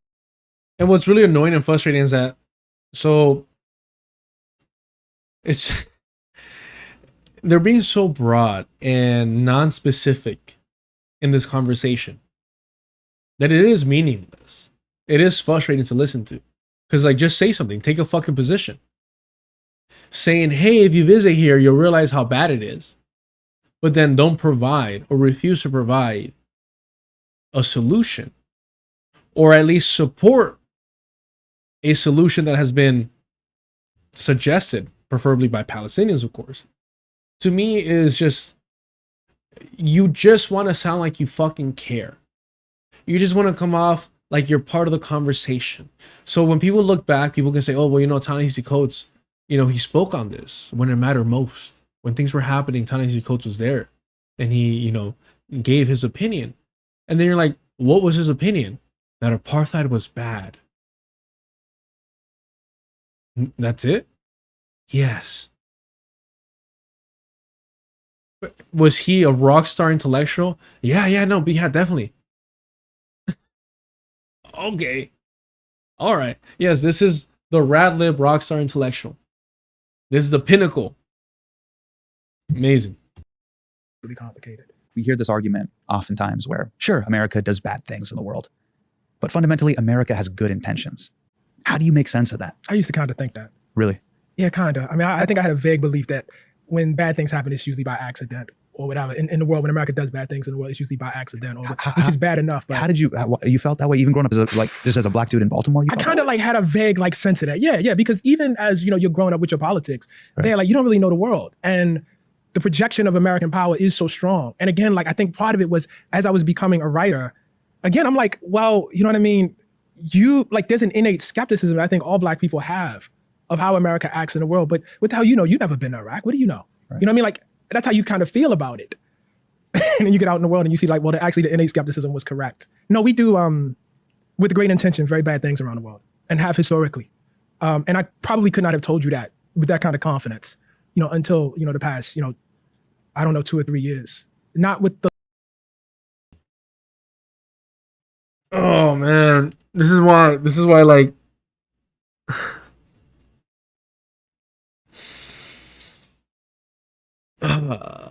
never hesitate, never feel embarrassed, never doubt yourself. Don't think that you're behind. Don't think you need to read more. When we have people like this that tell you, yeah, it wasn't until like 2 years ago that I realized that, like, shit, America might be bad, guys.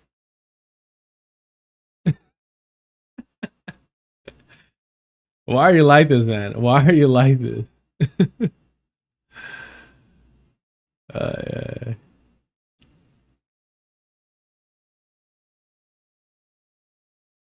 The level of confidence and force that I feel it now. So the reason why I love your work so much, and I think the reason why it's created at times these deep discussions between people is...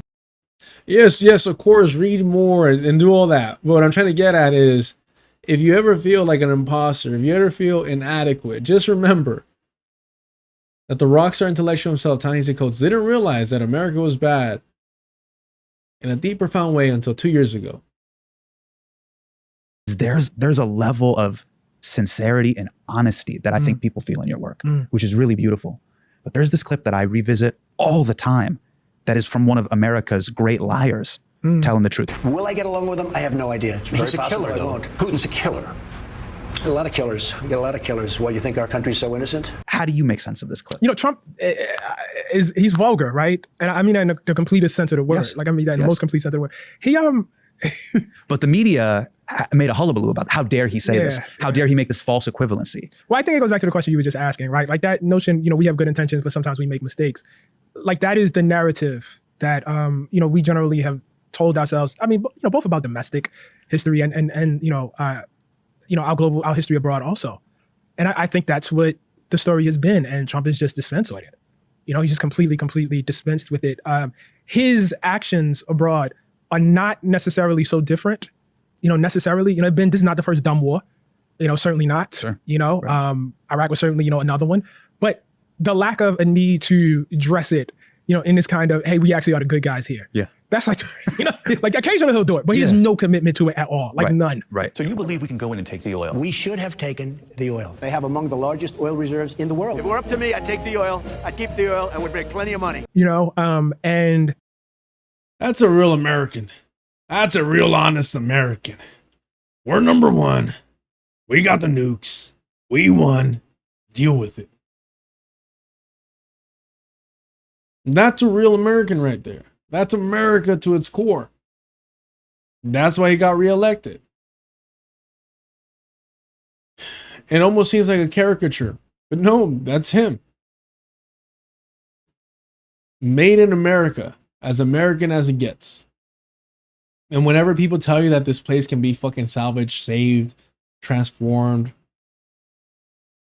no, it can't. That's the equivalent of saying that Donald Trump can be rehabilitated to be a good person. He can't.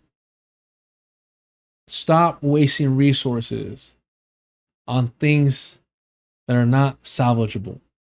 Do yourself a favor. Stop tormenting yourself.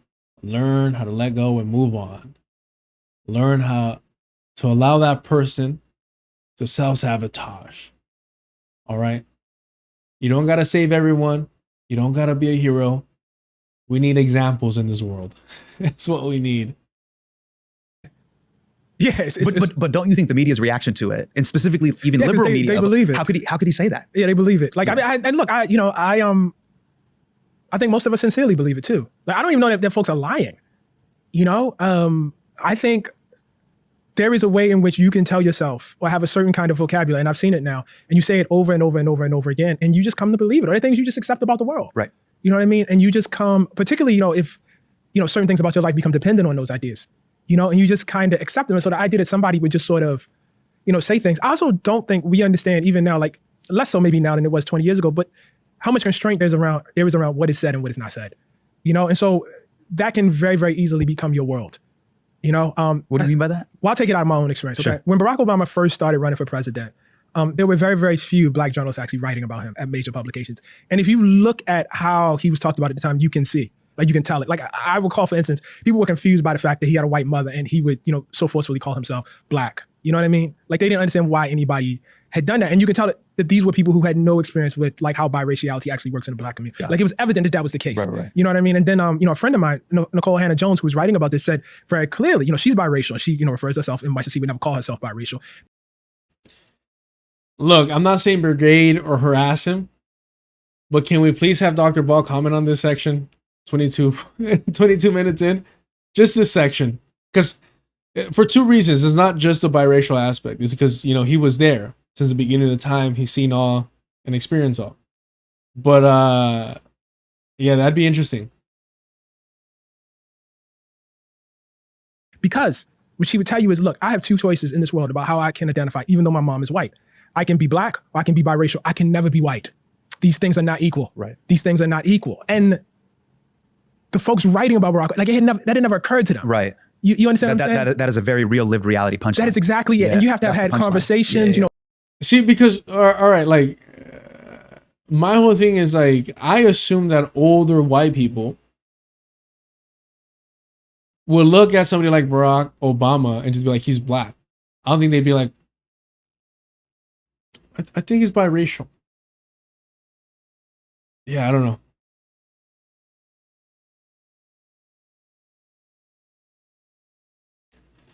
Ron says, Carlos, he's not talking about you. He's talking about the intellectual elites. You're being a player hater. Hate the game, not the player. I don't even know what the fuck that means. Geo is full on. Barack Obama is a white man created in a lab. Vinny Paz over here. In your community about that. There is no option C here. Right, right. And you have had to have reflected about that, right? Mm-hmm. Our writing, and that sort of observation is not so different than until very recently, because I think this is changing a little bit, what the conversation around Israel-Palestine is. And that's probably, I would argue, what our conversation about the world is, period. Well, let's talk about that moment you had in the CBS interview. Mm-hmm. Just that idea of, do states have a right? What? Wait, what? I need to, hold on. Hold on. Our writing and that sort of observation is no different than until very recently, because I think this is changing a little bit, what the conversation around Israel-Palestine is. And that's probably, I would argue, what our conversation about the world is, period.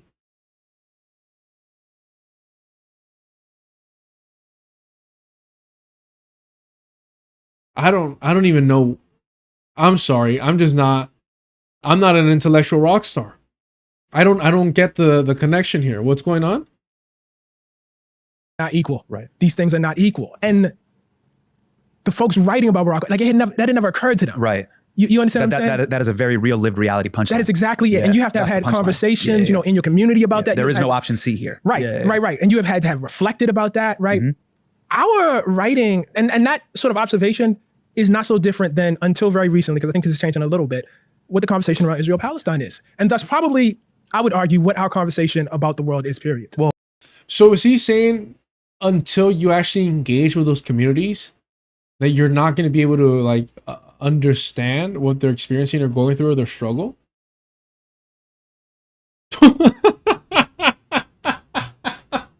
You're a goddamn fool, dog.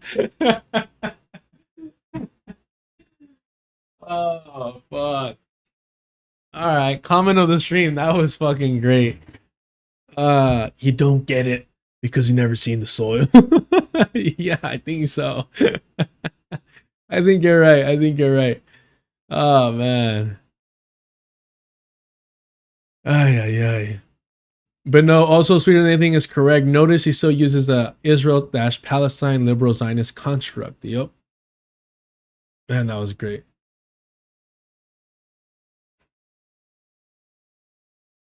Well, let's talk about that moment you had in the CBS interview. Mm-hmm. Just that idea of, do states have a right to exist? I think the question is central and key. If Israel has a right to exist, and if your answer is no, then I guess the question becomes, why do the Palestinians have a right to exist? Why do 20 different Muslim countries have a right to exist? My answer is that no country in this world establishes its ability to exist through rights. Countries establish their ability to exist through force, as America did. We talk about good guys and bad guys, good states and bad states. Yeah. Ta-Nehisi, I just wanted to ask you, because I've struggled with this, can a state behave morally? Well, let me back up a little bit and say they are probably not good states. And probably the construction of a state is amoral. You know, certainly you probably can maybe assemble enough moral force, you know, among a group of people that a state is, you know, constructed to protect. Is this Ta-Nehisi Coates coming out as an anarchist or sorry. Is this Ta-Nehisi Coates coming out as an anarchist? Is that what we're seeing here live in person? Astonishing, man. I think this is just a coward's way out to avoid saying that Palestine should be for Palestinians. That land should be liberated and only be Palestine. To make the state act morally sometimes, but I think it's hard.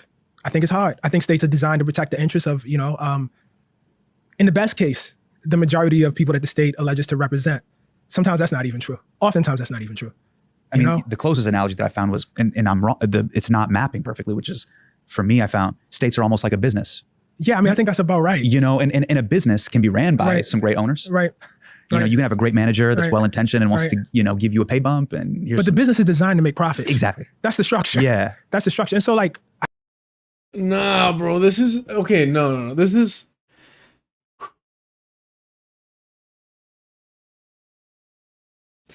too.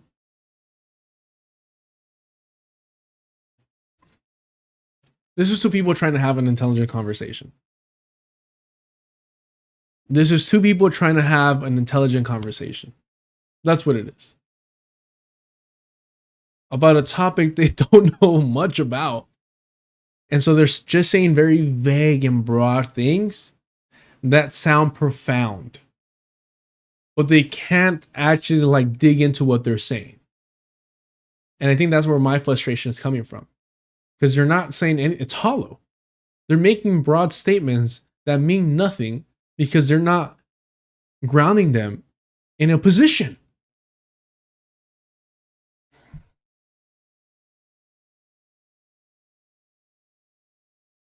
Yeah, all right, man.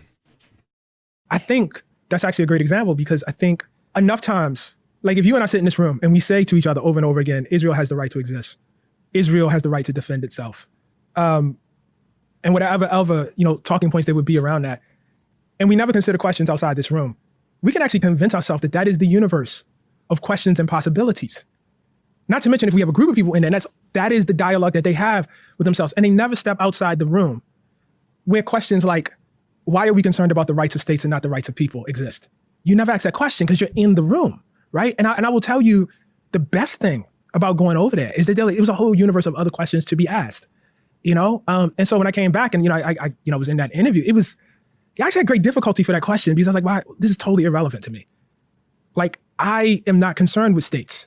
You know what I mean? I'm concerned with people. And to the extent that states can protect, can ensure the health, can ensure the welfare of people, yes, I'm in favor. To the extent that they can, you know, ensure the equal treatment of peoples, yes, I'm in favor. To the extent that they cannot, I don't care. The state is a tool.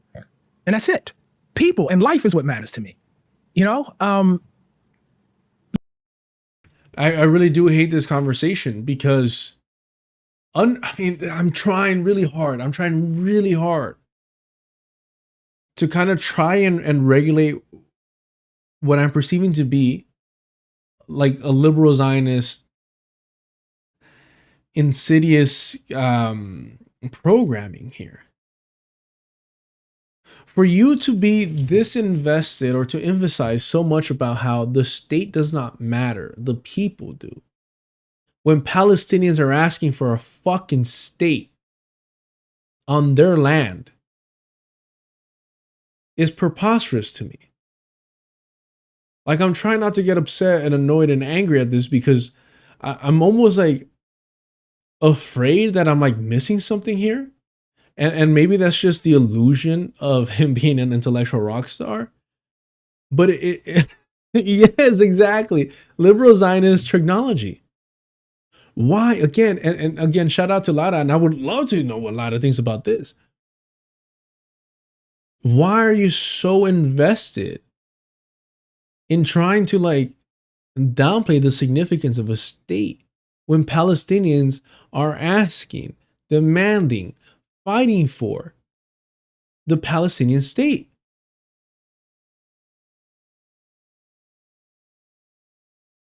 Am I missing something?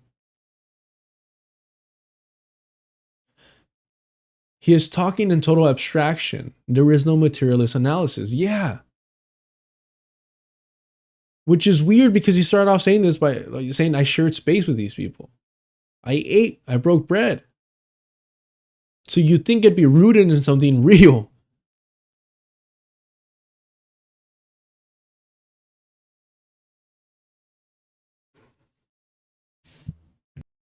You know, I feel like that about all states, you know? Like it's not a, you know, a particular thing.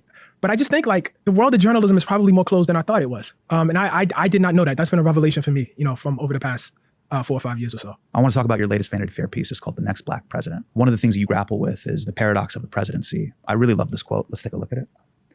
A black presidency is a contradiction. It owes its power to a movement against racial state violence at home, but seeks an office which has always practiced racist state violence abroad. Do you feel like Barack Obama could have pursued a more moral foreign policy as president? You know what? You know what I realized? I this is gonna sound like I'm bigging y'all up, like I'm bigging myself up. It's gonna sound like we're just over here patting each other in the back, circle jerk, call it whatever you want. I think Ta-Nehisi Coates is to like liberals. It's like they're George Washington. George Washington, Jesus Christ. It's like they're George Jackson. That's what I'm starting to realize right now. Because this is something so fucking basic that it's almost not even worth mentioning. You know what I mean? Like, it's just kind of like a black presidency is a contradiction. It owes its power to a movement against racist state violence at home, but seeks an office which has always practiced racist state violence abroad.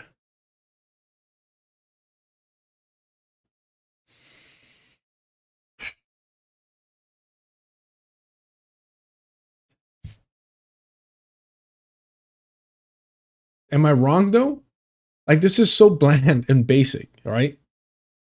And I'll further give justification for why I'm saying Ta-Nehisi Coates is the liberal George Jackson, and I mean that with all respect to George Jackson, but I mean in the way that we value and accurately hold and appreciate George Jackson's work, it seems like that's how fucking white people are treating. Because I know the very common comparison is Baldwin,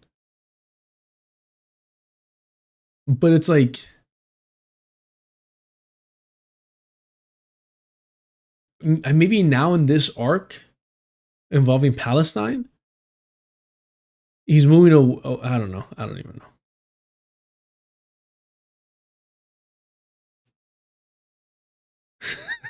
Exactly. Yes. Yeah. Exactly. Yes. Yes. Elon Musk is Tony Stark in real life. Yeah. Man. But seeks an office which could have pursued a more moral foreign policy as president? Or was he too constrained by what the quote unquote duty of what the American presidency is? I think absolutely. He absolutely could have pursued a more moral foreign policy. I mean, he says this himself, Libya. You know what I mean? Like that's the obvious one. Yeah. You know? Or Yemen. For me, I was like, did he have to? That's what I was did he going have next. to use cluster bombs? Yeah. No, I mean, I think that's look. I don't. There are people in this world who will tell you, look, there is no version. I'm sorry, but I think this is disgusting.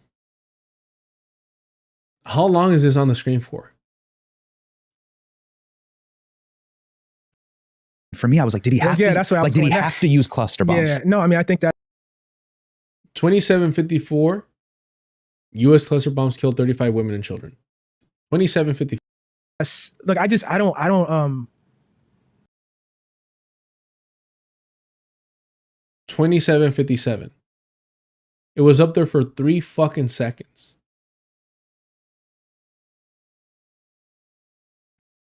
There are people in this world who will tell you, look, there is no version of this in which we don't do this kind of violence to people. If there's a difference between Oh man, I appreciate y'all so much. Coates makes Baldwin look like a revolutionary. Oh man. And as soon as I read that, I just imagined the whole skit. So Wayne Brady. And there's a lot of, things in that skit that I cannot repeat. But I will say that one of my favorite moments of that whole thing is when like,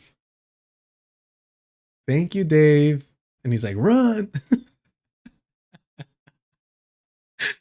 Oh, man.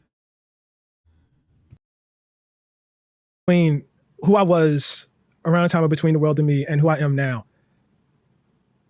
I just don't extend that level of trust to people when they say those things anymore.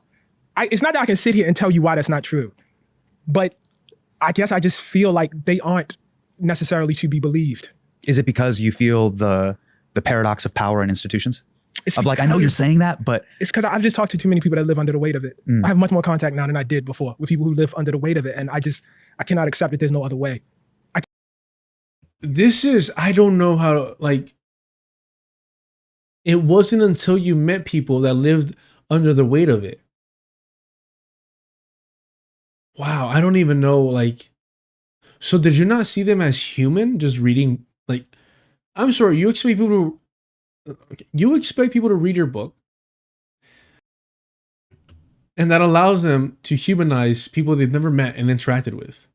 But you yourself had to go and interact with these fucking people, excuse me, pardon me, for you to humanize them. Am I missing something here? I can't accept there's no other way except, every now and then somebody's wedding party gets blown. I don't accept that. I don't accept that. I don't want to live in that world. I don't want to be I don't want to be a writer who accepts that. I don't want to be a writer who goes around justifying that. You mean a writer that accepts America's collateral damage? You're like, I won't accept that. I won't accept that. It's not my job as a writer to accept that. Now, it may be true that on some level, if you aspire to be president of the United States, you have to, accept some of that. That might theoretically be true, but my job is not to make your job easier. My job is not to, endorse your moral failings. Even if I understand how they happened or why they happened, what good am I? Then I'm just kind of an operative, for the state. Right. I'm not writing anymore at that point. There are enough people who are going to do that. That's not my job. Are you basically saying, and correct me if I'm wrong, you're almost saying, look, there is a group of people within that power structure that will always co-sign, hey, it has to be this way. Yeah. Or hey, our hands are going to get dirty every once in a while. Let me make it easier too. Let me make sure I'm being as rigorous as I possibly can on this. So does he think that he's speaking truth to power? Does he think when he writes, he's like, oh man, these people aren't ready for this. This is really gonna just shake up. It's gonna blow their minds. Man. There are people who in 1830, very intelligent people, would have said, we cannot abolish slavery. If we abolish slavery, this country will collapse. There will be chaos. God knows what'll happen. Logically, there's an argument for what they're saying. Yeah. I would never argue that. Because what I would argue is slavery is so immoral that you just can't sit here. There's just no option to pursue this path. But not that whatever country imposed slavery should be completely dismantled from the ground up. it's just it's that wrong. And I guess like when you highlight Yemen, as you just did, what I think about is not just Barack Obama. I think about that for 75 years? Like, how long are we gonna make war in the Middle East? How long are we gonna do this? Like, how long? Like, I think about like, Iran all the time. It's like, I don't think, and I don't mean this in any sort of disrespectful way because people have lives and they have things they have to do, but I don't think people understand like between Iraq and Iran, like how much war making we've done over there. And like how violent our presence has been over there and how in certain cases, how anti-democratic our presence has actually been. How long are we gonna go on with this, man? In some cases, bro, I'm done. I'm fucking done. Oh my God, bro. You know what's so frustrating about this? It's like, I voted for Kamala Harris. You got problem? Jesus fucking Christ, bro. Gio, thank you for the super chat. He truly believes he's the second coming of James Baldwin. That's why he writes like he does. But like, I think, and you're right. Thank you so much for the super chat. I think he believes it. Look at his face. This is what's really difficult for me right now. And I think that's why I'm trying to be a little bit more like, I've been trying, believe it or not, to be a little bit more delicate, I guess, or more lenient. I don't think he's that good of an actor. I think he truly believes what he's saying, what he's doing. Like, he's like, yeah, man. Like the eyes don't lie, Chico. Like, I think he thinks, I don't know what. I think he has been perfectly amplified for each and every moment. And because of that, it makes me suspicious of him.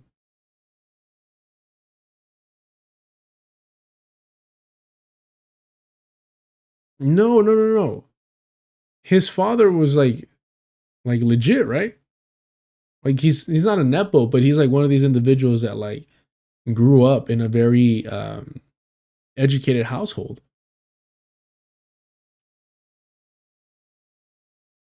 Exactly. Okay, this is what I'm trying to get at. I'm confused because I wasn't always leftist, and all of this was still basic to me. So Lalea, that's what I'm trying to get at. Like, I'm not trying to do this. And what I was trying to say earlier about not bigging ourselves up, it's not like this is all obvious. It's like, how do you not know this? It's how does a premier intellectual, public intellectual of the US not understand this or just barely understood this 2 to 3 years ago? How did the Obama administration not, like, at the very least, seal this for you? Right? I was in high school when Obama first got elected. And I've shared this before. I saw, and respectfully and lovingly, I saw a lot of people my age in high school wearing the Shepard Fairey Obama t-shirts. And I immediately knew something was wrong. I'm like, these fuckers do not give a shit about politics. What is happening? I've never seen a politician get promoted like this before and pushed. I've never seen a politician on a fucking t-shirt like that. I'm like, there's something wrong there. Something ain't quite right. As a child, right? High school fucking punk, getting faded after school and all this shit, getting into trouble, not a lot of trouble, going to go train, collecting CTE at an early age. I saw that and it made me uncomfortable. That's all I'm saying. That's all I'm saying. Am I wrong for saying that? I don't know. I gotta tap out here. We gotta tap out at some point. This is too much. This is too much. I don't know why I did this to y'all. I apologize now. Next time I'll really listen to this. No. That's the thing. No, I was not. That's the worst part.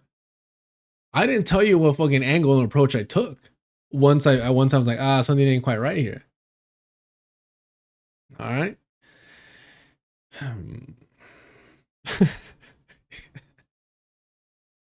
I was part of Woke 1. No, I was part of Woke 0.1. It's like that. I can't watch any of the Evangelion movies or however you say that fucking name.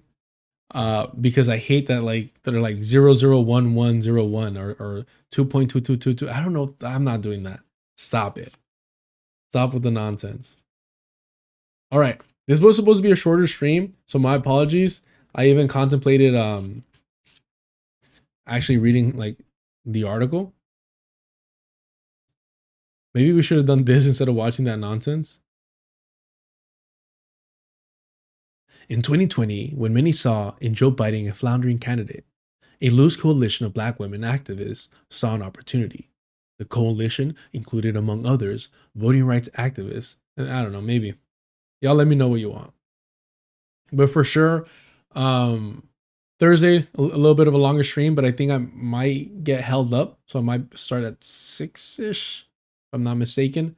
And then Friday, trying to lock in for at the afternoon. So at noon Friday. Because I got something at 10 a.m. I don't read the article? Okay. Neon Genesis Evangelion. There you go. Yeah. Okay. Yes. Let's do this. We're watching Eva in the Deculturation Discord. Tune in as we make Carlos say the names. Just that's racist, all right? But I will say all the names, yeah. All right, I won't read it. Jeez. It was very much Dagadoon, keeping the Twitch chat alive over there. Pseudo-intellectual conversation, that's exactly what it was, yes. The Toa, thank you so much as well. And of course, simplistic linguistic. All right. I appreciate all the familiar faces and the new faces. Thank you so much. Do me a favor, hit the like button on your way out. Subscribe to the channel if you haven't already. Hit the notification bell so you know when I go live. Consider becoming a Patreon. For $2, you get access to a Discord. Check it out. And again, hit up the Cash App if you want to help support without anyone skimming off the top. As always, remember what Glenn Ford told us. Organize with eyes wide open. And John Trudell, the Beast. In a wisp of smoke down on the corner, there was this cat named Fortunately, talking at me from voices in his head, yelling about what storyteller said. You gotta be careful here, child. There's a beast in the promised land.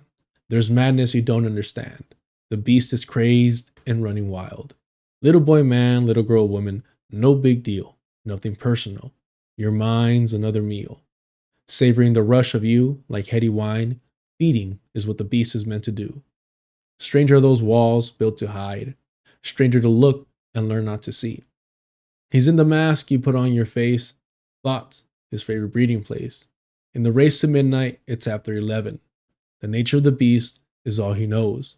Behind doors of hell are gates of heaven. Doors are open, but the gates are closed. Ya estuvo.